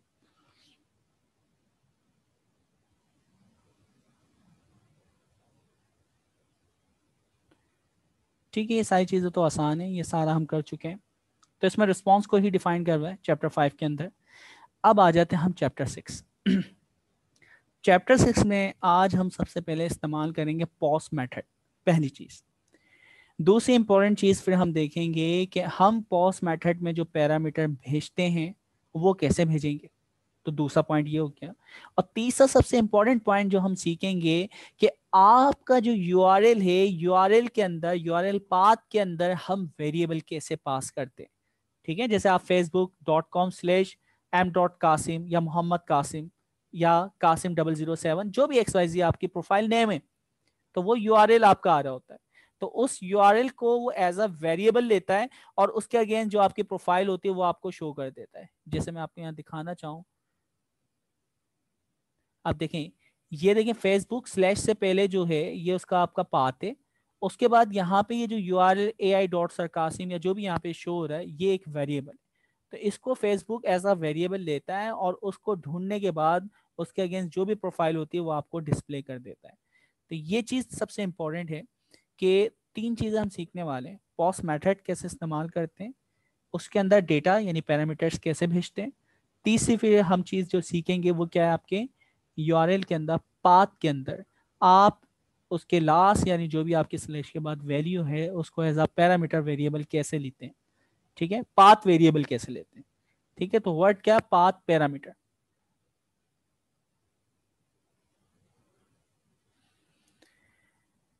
अच्छा, पॉसमैन आपने बहुत अच्छी तरह इस्तेमाल किया हुआ है। तो पॉसमैन के अंदर जब हम रिक्वेस्ट भेजते थे तो उसके अंदर हम बॉडी डिफाइन करते थे, जो भी वहाँ पे पैरामीटर होते थे वो शो कर देता था कि क्या क्या चीज़ें आप पास करेंगे। अब देखिए इसके अंदर 4 कॉलम मौजूद हैं। वो 4 कॉलम क्या क्या है। पहला कॉलम है आपके पास मैसेज, जो कोई भी अपनी मर्जी से लिख सकता है। रेटिंग, जो अपनी मर्जी से कोई भी यूज़र कुछ भी लिख सकता है। फिर आपके पास थी UUID। UUID ये सर्वर जनरेट करता है, तो ये आपके हाथ में है ही नहीं, तो UUID तो आप इस्तेमाल ही नहीं कर सकते। अच्छा, फोर्थ जो है वो है यूज़र आईडी। यूज़र आईडी अगर बंदा अपनी प्रोफाइल के साथ यानी कमेंट करना चाह रहा है, ओके, और अगर उसको वो खाली छोड़ता है तो कोई इनोमिली आके यानी इनोनिमस कोई रिव्यू देना चाह रहे हैं तो वो भी आप दे सकते हैं। तो हमारे पास 3 वैल्यू हम क्या करेंगे, बॉडी में एज अ रिक्वेस्ट अपनी क्लाइंट से भेज सकते हैं। ठीक है, हमारा जो भी एप्लीकेशन यूज़र होगा, API यूज़र होगा, वो 3 चीज़ें भेज सकता है। तो अब ये कैसे डिफाइन करें, तो डिफाइन करना बहुत ही आसान है। सबसे पहले हम बता रहे हैं ये पॉस मेथड को इस्तेमाल करते हुए रिव्यूज के जो आपका URL है वहीं पे हम पॉस मेथड भेजेंगे। उसके अंदर बॉडी के अंदर ये 2 चीजें पास करेंगे। अच्छा, जैसे मैं पास करूंगा तो उसके अगेंस्ट देखिए 4 चीजें इसने मुझे रिटर्न की। जैसे कि मैं अभी आपको यहाँ पे दिखाऊं, स्वैगर जो हमने इस्तेमाल किया था, एक चीज नोट करें, जब मैंने पॉस मेथड इस्तेमाल किया तो पॉस मेथड में मैंने क्या क्या चीजें पास की थी। मैंने कहा मैसेज, रेटिंग, और यहाँ पे आपने यूजर आईडी, चले नल में आप, मैं भेजता हूँ इसको। ठीक है, एक नई वैल्यू भेजता हूँ, हेलो वर्ल्ड। ठीक है, इसको एग्जीक्यूट करते हैं। अच्छा, ये डेटा यहाँ पे अगर रिस्पॉन्स देख रहे हैं आप, तो मैंने तो सिर्फ 2 वैल्यू भेजी, हेलो और 5। बाकी UID ये सर्वर ने जनरेट किया है, और क्योंकि मैंने यूजर आईडी में कुछ नहीं भेजा तो उसने नल क्या कर दिया, यहाँ पे कॉपी पेस्ट कर दिया, खुद ब खुद नल वैल्यू डिफॉल्ट कर दी। तो ये 4 वैल्यू यहाँ पे क्या हुई है, जनरेट हुई है। 2 वैल्यू भेजी गई, बाकी की जो 2 वैल्यू हैं इसने डिफॉल्ट, एक आपका सर्वर जनरेट करता है और एक अगर वैल्यू आप पास करेंगे तो वो सेव करेगा यूजर आईडी के। अगर आप नहीं भेजेंगे तो डिफॉल्ट वैल्यू क्या उसमें सेव करवाएगा, नल वैल्यू। क्लियर है ये चीज, ये वाला प्रोसेस जो भी हमने करके देखा है कि हमने पॉस मेथड में 2 चीजें भेजी, जब हमने चेक किया उसका रिस्पॉन्स जो आया उसने 4 चीजें हमें रिटर्न करी। क्यों हुआ ये, कोई बताएगा। जी सर, वो UUID तो वो खुद जनरेट करता है, और जो यूज़र आईडी है वो हमने वहाँ पे डिफाइन किया कि नलेबल हो सकती है। ठीक है, तो यानी जी जी, जी सर, तो फिर उसने वो नल डिफाइन कर दी रिस्पॉन्स में। ओके, बिल्कुल ऐसा ही है। तो रिस्पॉन्स की टाइप क्या है, तो आप देखें जेसन फॉर्मेट है तो जेसन फॉर्मेट में रिटर्न कर रहा है। तो आप कंटेंट टाइप अगर चेंज करना चाहें, अगर वो API उसको सपोर्ट करती है, प्रोवाइड कर रही है उस फॉर्मेट में लाइक XML में, तो शायद पॉसिबल है। क्योंकि अभी पॉसिबल नहीं है, क्योंकि वो रिटर्न जो कर रही है पहले से बनी हुई है वो जेसन में कर रही है। पॉसमैन को हमने बहुत अच्छी तरह इस्तेमाल करना सीखा है और यही सारे काम आप पॉसमैन के थ्रू भी कर सकते हैं। अच्छा, इसी चीज़ को डिफाइन कर रहा है कि क्या क्या चीज़ें थी। 200 और 201 का मतलब क्या है। 200 जब सक्सेसफुल सर्वर पे रिक्वेस्ट चली जाती है और वो डेटा अगर सेव हो जाता है, न्यू वैल्यू आपकी क्रिएट हो जाती है, तो 201 का रिस्पॉन्स आता है। तो आप यहाँ पे देख सकते हैं, मैं आपको दिखाऊं, देखें पहला वाला जब पॉस मेथड मैंने भेजा, ये देखें पॉस मेथड, ये डेटा आपका जाएगा और इसका 201 का जो रिस्पॉन्स आएगा उसके अंदर ये चीज़ें शो होंगी। तो ये स्कीमा 201 के अगेंस्ट मैंने शो किया, देख रहे हैं 4 वैल्यू, मैसेज, रेटिंग, UUID और यूजर आईडी, तो 4 चीज़ इसने रिस्पॉन्स में शो की है मुझे। मैं अगर एक भी चीज़ कम कर दूंगा तो फिर यहाँ पे क्या होगी, वो कम शो करेगा। अच्छा, फिर हम क्या कर रहे हैं, अब नेक्स्ट वाला काम इससे देखते हैं किताब से, उसके बाद फिर हम कोड पे आते हैं। अब ये जो स्निपेट्स इसने कोड करवाया ना, इसको ये छोटे छोटे पार्ट में तोड़ के हमें बता रहा है। ओपन एपीआई जो हम इस्तेमाल करते हैं, पाथ होता है। पाथ के अंदर सबसे पहले हम उसका यूआरएल डिफाइन करते हैं, मेथड डिफाइन करते हैं। मेथड के बाद फिर इसने नई चीज की थी। हमने इससे पहले देखा था 5.9 के अंदर पाथ था, यूआरएल था, उसके बाद आपका गेट मेथड था, यानी मेथड था, और उसके बाद आपके पास क्या था, रिस्पॉन्स थी। रिस्पॉन्स तक की कहानी तो हमें आती है। अब नई जो हम चीज सीख रहे हैं वो क्या है कि हम सर्वर को पॉस मेथड चेंज हो रहा है, और फिर उस पॉस के अंदर कुछ वैल्यू हम क्लाइंट की रिक्वेस्ट के साथ भेजेंगे। ठीक है, जैसे कि पैरामीटर हम यूआरएल में पास कर रहे थे, तो वो पैरामीटर पास होंगे पॉस मेथड से, लेकिन वो बॉडी से पास होते हैं। ठीक है, यानी आप यूआरएल में पास नहीं कर रहे हैं, अब वो क्या होंगे, वो बॉडी से किसी टेक्स्ट बॉक्स से उठ के आएंगे और फिर हम उनको उठा के लेके जाएंगे सर्वर। तो ये कैसे होगा, ये चीज हम यहाँ पे डिफाइन कर रहे हैं। तो पाथ है, यूआरएल है, उसके बाद मेथड है, और रिक्वेस्ट बॉडी का ये वर्ड इस्तेमाल हो रही है, की इस्तेमाल हो रही है, जो पर्टिकुलर पॉस मेथड से कुछ पैरामीटर अपने साथ लेके जाएगा। अच्छा, फिर उसके बाद वही आपके पास स्कीमा होगा। स्कीमा के बाद क्या होगी, उसकी प्रॉपर्टीज होंगी।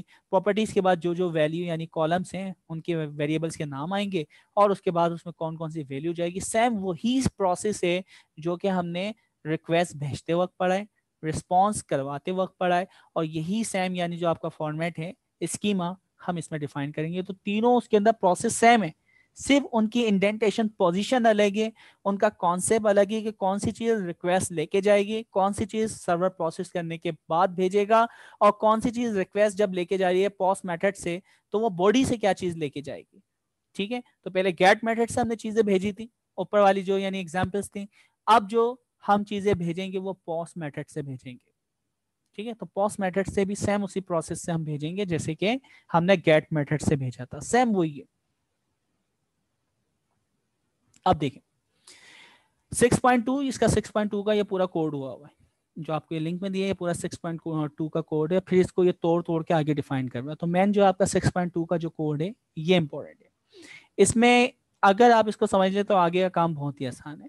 इसमें आपने वर्जन डिफाइन किया है, इंफॉर्मेशन यानी कौन सा टाइटल है, कौन सा वर्जन है वो डिफाइन किया है, सर्वर का यूआरएल जो आपको बचपन से पता है।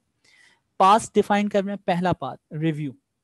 ठीक है, रिव्यू के अंदर आप देखें आपने लिखा गेट, गेट के बाद कॉलन डाल के आपने यानी एक कमेंट ब्लैंक छोड़ दिया, यानी गेट मेथड अभी आपने डिफाइन नहीं किया, क्योंकि गेट मेथड आपको बहुत अच्छी तरह इस्तेमाल करना आता है। तो गेट मेथड की डिस्क्रिप्शन उठा के यहाँ पे आप लिख सकते हैं जो कि टॉप पे थी।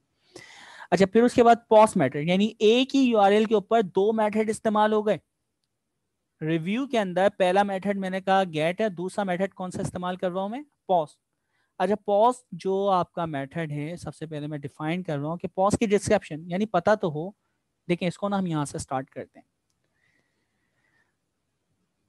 इतना जब हमने काम किया ना, post method URL post method, उससे ना ये बटन बन गया। ठीक है, बटन बन गया, ग्रीन कलर का पॉस है, उसमें रिव्यू स्लैश लिखा, बस इसके आगे कोई काम नहीं हुआ। उसके बाद मैं कह रहा हूँ request body, request body, request body में फिर हम डिफाइन कर रहे हैं कंटेंट टाइप। कंटेंट क्या होंगे, क्योंकि बॉडी से रिसीव होंगे ना, तो इसलिए कंटेंट टाइप और वो जेसन। फिर उसके बाद जेसन फॉर्मेट में रिसीव होगा। फिर उसके बाद हम कह रहे हैं स्कीमा, वो जो डेटा होगा उसकी टाइप क्या होगी, ऑब्जेक्ट, क्योंकि डिक्शनरी एक ऑब्जेक्ट है। उस ऑब्जेक्ट में प्रॉपर्टीज होंगी, कौन कौन सी की वैल्यू होंगी, तो वो हम डिफाइन कर रहे हैं। पहला मैसेज लेगा और दूसरा वेटिंग। तो आपने ये चीज नोट की थी कि मैं जब पॉस मेथड पे आता हूँ, ये पैरामीटर है, पैरामीटर का स्कीमा, इसको मैं पहले कैंसिल करूं ताकि आप देख सकें। पैरामीटर ये आपके पास स्कीमा था, तो आप देखें ये स्कीमा आपको बता रहा है डिस्क्रिप्शन क्या क्या चीजें इसके अगेंस्ट आपकी जाएंगी। ठीक है, लेकिन आप जो वैल्यू पास कर रहे हैं वो क्या क्या वैल्यू पास हो रही है भाई, आपकी मैसेज है, ठीक है, और क्या है, रेटिंग। अच्छा, मैंने कोड के अंदर एक और चीज डिफाइन की हुई होगी, मैसेज है, रेटिंग है, यूआईडी है और यूआईडी है। ये क्या है आपका रिस्पॉन्स। ओके, यहाँ पे आते हैं जी। तो यहाँ पे रेटिंग है, यूजर आईडी और यूआईडी, तीन चीजें यहाँ पे पास हो रही है। ठीक है, तो आप इसको अगर कम कर दें तो वहां पे दो चीजें हो जाएंगी, तो तीन चीजें यहाँ पे थी बाय डिफॉल्ट, तो तीन चीजें ही दिखा रहा है। Message string, rating number, minimum maximum range, और उसके बाद यूजर आईडी, उसकी डेटा टाइप और उसका पैटर्न प्लस वो नलेबल अलाउ है। तो ये आपने डिफाइन कर दिया। इसने शुरू में यानी 2 डिफाइन किया, तो मैंने उसको कंप्लीट करके 3 कर दिया।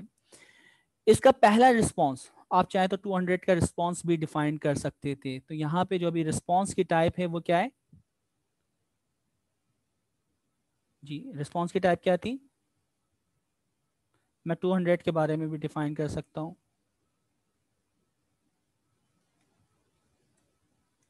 अच्छा, 200 कब आता है? जब रिक्वेस्ट सक्सेसफुली हमारे पास डेटा आ जाता है। तो पॉज के ऊपर तो आपके पास वो डेटा नहीं आ रहा ना, तो इसलिए 201 वहां पे एक नई एंट्री आप करवा रहे हैं, क्योंकि डेटा उससे भेजा जा रहा है। ठीक है, गेट से डेटा मंगाया जा रहा है 200।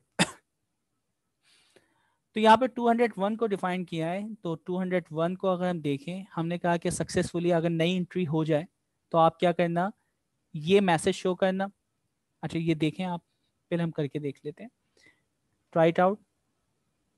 नया डेटा आपने भेजा, एग्जीक्यूट।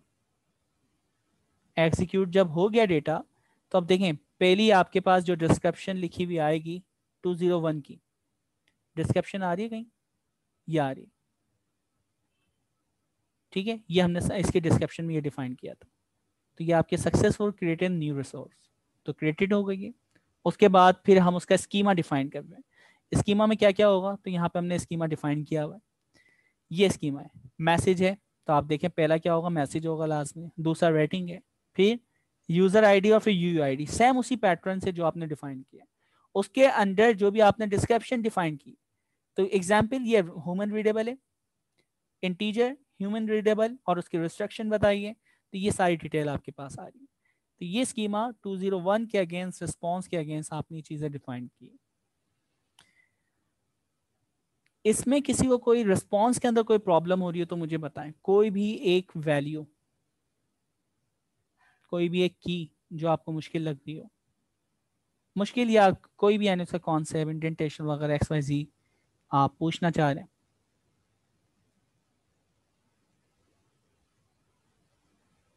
जी, पाकिस्तान मुजाहिदीन।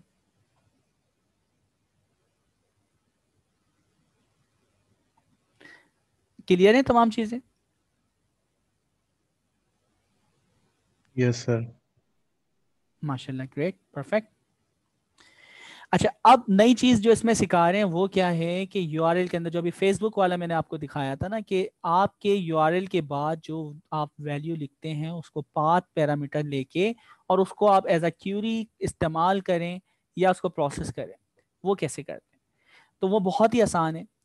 मैं आपको जो कोड हमने किया हुआ है, जो एग्जीक्यूट हो रहा है सक्सेसफुल, उससे ही देख लेते हैं, फिर उसको हम यहाँ से समझ लेंगे। अच्छा, मैं इसको जूम कर दूं, मैं भी किसी को नजर ना आ रहा हो फेसबुक वगैरह पे।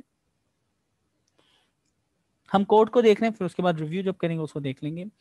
हमने कहा ये यूआरएल है, कर्ली ब्रैकेट के अंदर जो भी वेरिएबल का नाम लिखते हैं वो पाथ पैरामीटर कहलाता है। ठीक है।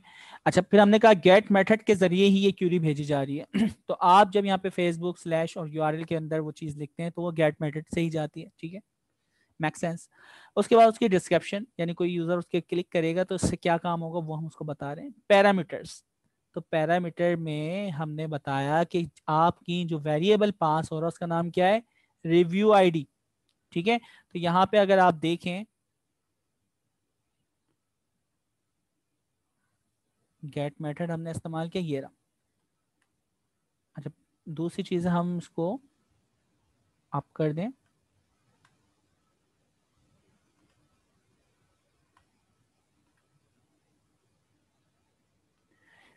ओके। तो हम यहाँ पे जो चीज़ें डिफाइन कर रहे हैं, ये आपने बताया कि भाई ये यूआरएल है, ये इसके बारे में यूआईडी एक वेरिएबल बनाओ। तो इसमें जो भी मैं वैल्यू डालूंगा वो इस वेरिएबल में एज अ यूआरएल बन के पास हो जाएगी। ठीक है, तो वो चीज़ हम यहाँ पे डिफाइन कर रहे हैं।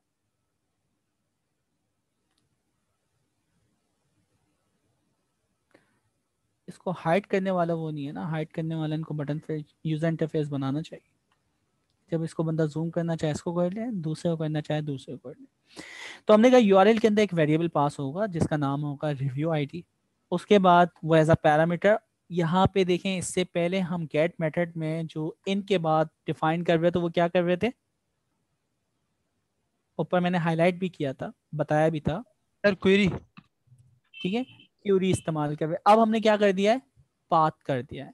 देखिए क्यूरी का मतलब होता है क्वेश्चन मार्क्स डाल के आप पैरामीटर पास करते हैं की वैल्यू के साथ। की आपकी थी लाइक मैक्स रेटिंग इक्वल, और उसके बाद जो 5 पास कर रहे थे वो उसकी वैल्यू थी, ठीक है। अच्छा, जबकि पाथ करने के बाद ये कह रहा है कि भाई जो भी कर्ली ब्रैकेट्स के अंदर आपने वेरिएबल यहाँ पे डिफाइन किए हुए, उस स्लैश पोजीशन के ऊपर जो वैल्यू आप डालेंगे उसको वो वेरिएबल कंसीडर करेगा। दोनों में फर्क समझ आया जी दोस्तों? दोनों में फर्क समझ आ रहा है? जी जी सर। ठीक है, तो दोनों का ये बड़ा बुनियादी फर्क है कि किस तरह आप यानी इसको पास कर रहे हैं। एक में क्वेश्चन मार्क्स आता है जिसे हम कहते हैं इंक्यूरी, और एक में पाथ में उसमें क्वेश्चन मार्क्स की जरूरत नहीं है। एक पर्टिकुलर स्लैश के बाद जिस पोजीशन पे भी आप कर्ली ब्रैकेट्स लगा के वेरिएबल को पास करेंगे वो उसको कंसीडर करेगा वेरिएबल, और उस जगह से वो वैल्यू उठा लेगा पाथ से। अच्छा, बाकी का स्कीमा वही है। आप देखें रिक्वायर्ड है तो ये एक नई फील्ड यहाँ पे इन्होंने लगाई है रिक्वायर्ड की, बाकी वही पुराना स्कीमा है। टाइप बताइए, उसकी मैक्स लेंथ बताइए, ये 2 दफा कर दिए उसको 1 को कम कर दें भाई।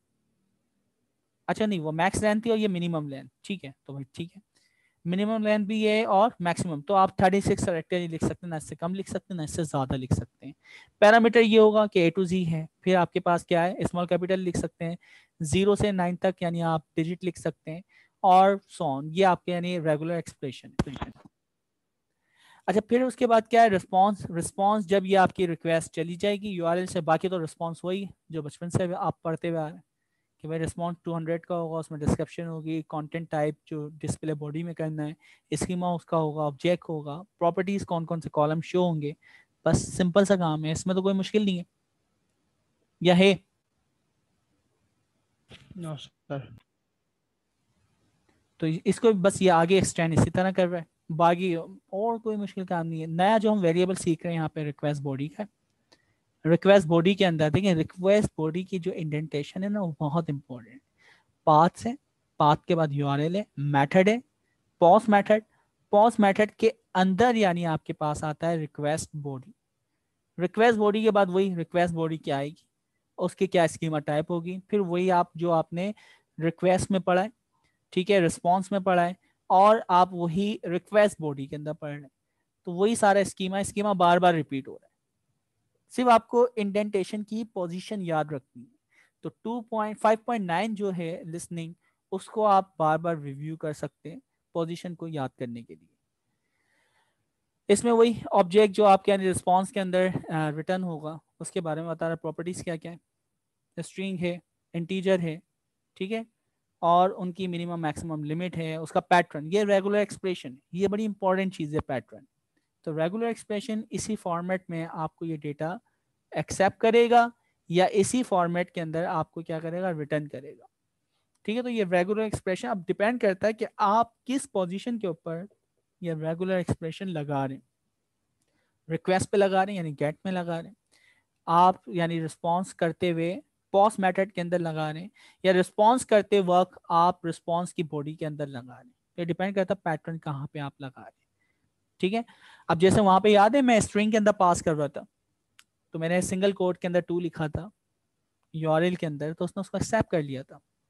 लेकिन अगर मैं रेगुलर एक्सप्रेशन को इस्तेमाल करूं तो वो आपसे एज एन इनपुट लेगा ही नहीं। क्यों? क्योंकि आपने रिस्ट्रिक्शन बताई हुई है कि डेटा जो होगा सिर्फ नंबर पास होगा।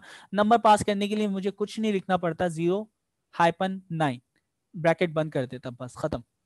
तो इसका मतलब है कि आप 0 से 9 तक जो नंबर्स हैं उन्हें ही आप डाल सकते हैं, और कर्ली ब्रैकेट्स के अंदर हम बता देते हैं लेंथ कितनी, कितने कैरेक्टर डाल सकते हैं। मैं कहता 3, तो 3 लेंथ के डाल सकता था, यानी 1 से लेकर 99 तक, तो वो लेंथ भी आप डिफाइन कर सकते हैं। सर मिनिमम कितने पे डाल सकते हैं इसमें?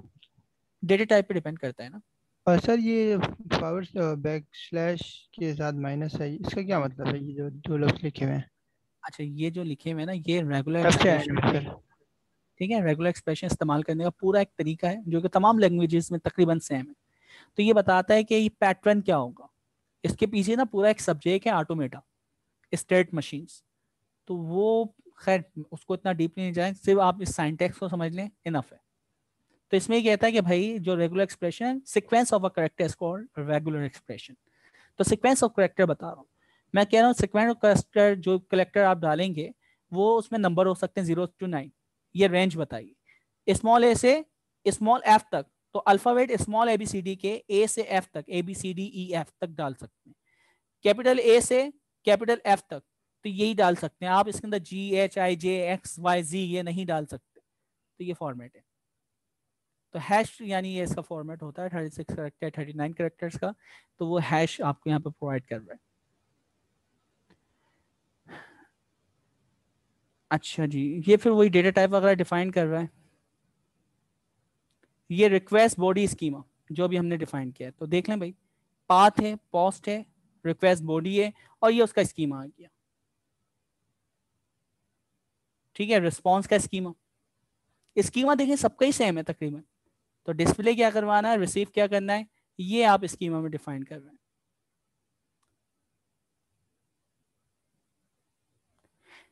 ये ट्राई इट नाउ के ऊपर क्लिक करने के बाद आप जबकि आपके पास ये चीज़ें शो होती हैं, इसके बारे में बता रहा है जो हम प्रैक्टिकल कर चुके हैं।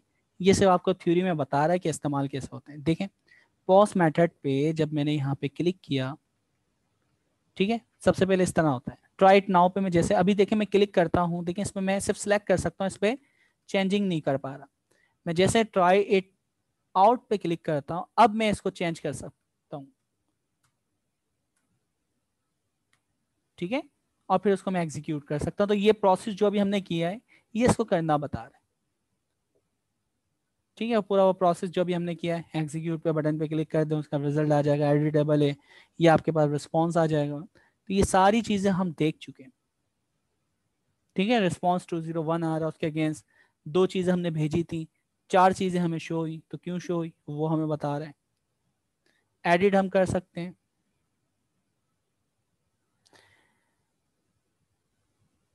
वही नेम वाली एग्जांपल मैंने शुरू में दी थी कि आपके सामने अगर नेम लिखा हुआ है तो आप नेम से क्या मुराद है, फुल नेम हो सकता है या फिर यूजर नेम हो सकता है। तो आपके माइंड में क्या है, मैसेज आ रहा है तो मैसेज से क्या मुराद है, तो उसको डिस्क्राइब करना है। एग्जाम्पल आप दे दो कि भाई मैसेज, अब वो अपनी मर्जी से कुछ भी लिख रहा है, तो हमने जैसे एग्जाम्पल लिखी थी ना, ठीक है, तो एग्जाम्पल के मैसेज में हम जो भी शो करेंगे तो उससे फायदा क्या है कि जब वो एंट्री करने आएगा, ये एग्जाम्पल लिखी हुई बाय डिफॉल्ट, जैसे ही मैं इसको लोड करता हूँ तो डिफॉल्ट जो आपके पास लिखा हुआ आता है वो क्या होता है, आपके पास एग्जाम्पल होती है कि आपको इसमें डेटा क्या डालना है।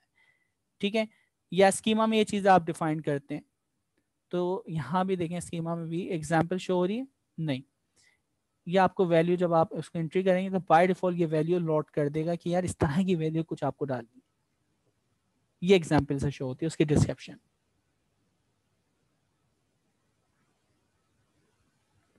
वैलिडेट करने वाला वो भी हमने काम कर लिया। हमने देखें क्या किया था, मैंने यहां से एक न्यू रिक्वेस्ट की, हेलो वर्ल्ड। अच्छा, एडिट नहीं किया, ट्राई इट आउट। ठीक है, मैंने इसको एडिट किया 1000, उसके बाद इसको मैंने कर दिया एग्जीक्यूट, इसका रिस्पॉन्स आया।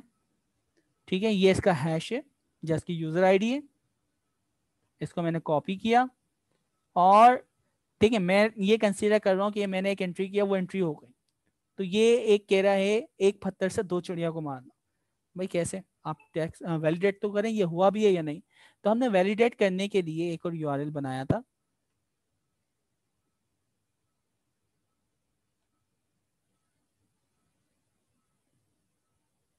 क्या मसला है,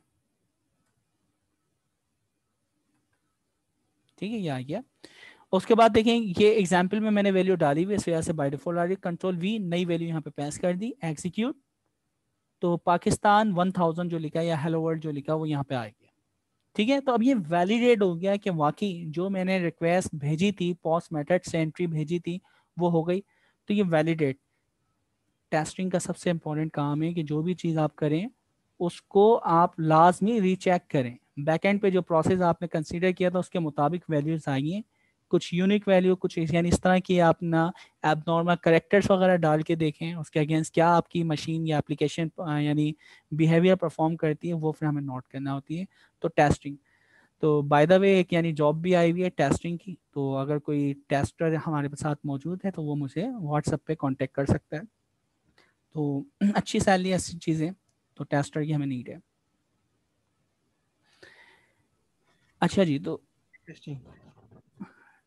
जी कोई कुछ कहना चाह रहे हैं? मैं कह रहा हूँ कि एपीआई टेस्टिंग।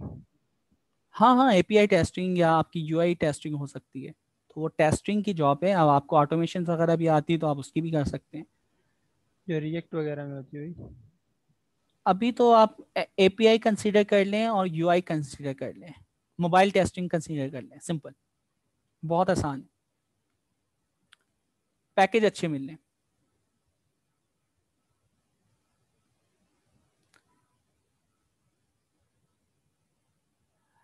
अच्छा, 6.10 ये आपको यानी रिव्यू आईडी पाथ के अंदर वही चीज़ें पास कर रहा है और उसके अगेंस्ट ये वो पूरा पैरामीटर वही स्कीमा है। तो इसमें कुछ यूनिक चीज़ नहीं है, सिर्फ स्कीमा को डिफाइन करना है और एक नई चीज़ आपके पास आ जाती है। रिस्पॉन्स आपको पता है, रिक्वेस्ट बॉडी आपको पता है, और गेट मैटर्स के जरिए जो आप यानी रिक्वेस्ट भेजते हैं उसके अगेंस्ट आपको स्कीमा बनाना आना चाहिए। इनका मतलब हमने देख लिया। इनके अंदर देखें क्या क्या पास कर सकते हैं, ये देखें। अभी तक हमने जो पास किए थे वो क्या क्या पास किए थे दोस्तों? दो चीजें इसमें हम पास कर चुके हैं ना अभी तक। कौन कौन सी वैल्यू इसमें से पास की हमने?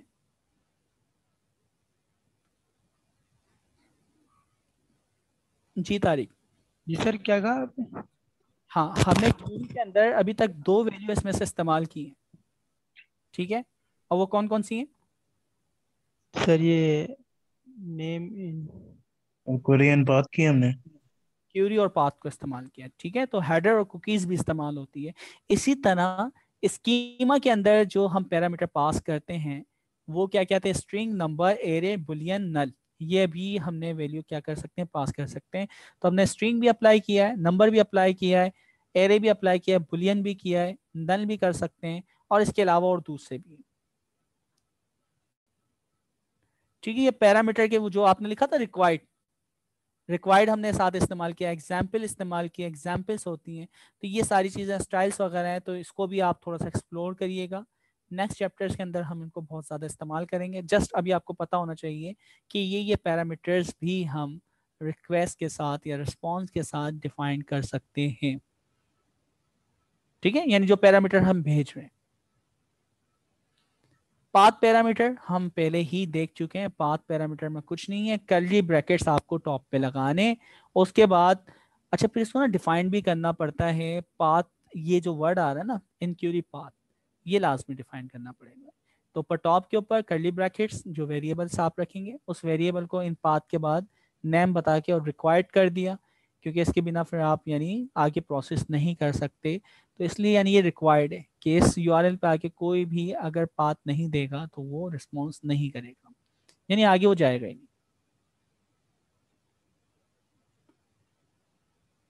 अब इसने इसको ना शॉर्ट करके डिफाइन कर दिया स्ट्रक्चर को कि भाई पाथ है, रिव्यू है, गेट है, पोस्ट है, और क्या है आपके पास? दूसरा ये रिव्यू। तो ये पूरा स्ट्रक्चर हमने पूरा डिफाइन किया ऊपर एक एक करके। इसने उसको शॉर्ट कर दिया कि हमने पाथ, पाथ में review, get method, post method और रिव्यूज को इस्तेमाल किया। ऐसा ही है कि जैसे आप इसको क्विक देखिए यानी रिव्यू आपके जहन में छोटा छोटा कोड आ जाए। वेरीफाई करना हमें आ गया था, वेरीफाई हमने गेट मेथड से अभी करके देखा है, यूआरएल के अंदर वैल्यू पास की थी, उसका रिस्पॉन्स आ गया था, ठीक है। ये अभी थोड़ी देर पहले हमने हैश की वैल्यू डाल के देखी है। बिल्कुल वही काम है यार जो हमने गेट में किया है, वही हमने रिक्वेस्ट बॉडी में किया है, और तो कुछ भी नया काम नहीं है। रिक्वायर्ड वगैरह सीखा है, पाथ का एक नई चीज़ हमने सीखी है, और पोस्ट मेथड हमने सीखा है। तो ये हमारा सिंपल सा चैप्टर 6 था। यहां तक किसी का कोई क्वेश्चन?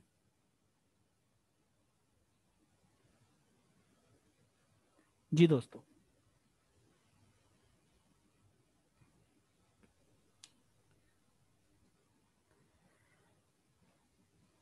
ओके, सही नाम, आप कुछ फीडबैक वगैरह देना चाहेंगे? नहीं सर, आई थिंक इतना काफ़ी है माशाल्लाह, जो आपने सारा कुछ डिफाइन कर दिया ऑलरेडी। तो आगे कंटिन्यू करते हैं ताकि जो है हमारे पास वक्त भी मुख्तसर है। सर चैप्टर 6 तक था ना? अच्छा, आज हो गया, बिल्कुल ठीक है, सॉरी मैं मिस कर गया आखिर का कि चैप्टर 6 का एंड था। ठीक है, तो फिर आज कंक्लूड करते हैं। सर ने भी कहा था कि जल्दी हो जाएगा, तो किसी का कोई सवाल है तो बता दें, अदरवाइज आज हम खत्म करते हैं सेशन को। जी no sir, Tariq. Okay, Tayyab आपका कोई क्वेश्चन? नहीं सर। चलें, ठीक है सर, फिर कंक्लूड करते हैं इस पे। इंशाल्लाह अगले हफ्ते मुलाकात होगी नए जो है ना टॉपिक्स के साथ। आई होप कि सर अब ओपन एपीआई को, मुझे अब जो है ना बहुत बोरियत हो रही है ओपन एपीआई पे। अब अल्लाह करे कि सर जिया जो है ना इसको खत्म करें और कुछ नया लाएं। नहीं वैसे सर नेक्स्ट 2 चैप्टर और है। रिकॉर्डिंग बंद हो गई हमारी। एक मिनट में पहले रिकॉर्डिंग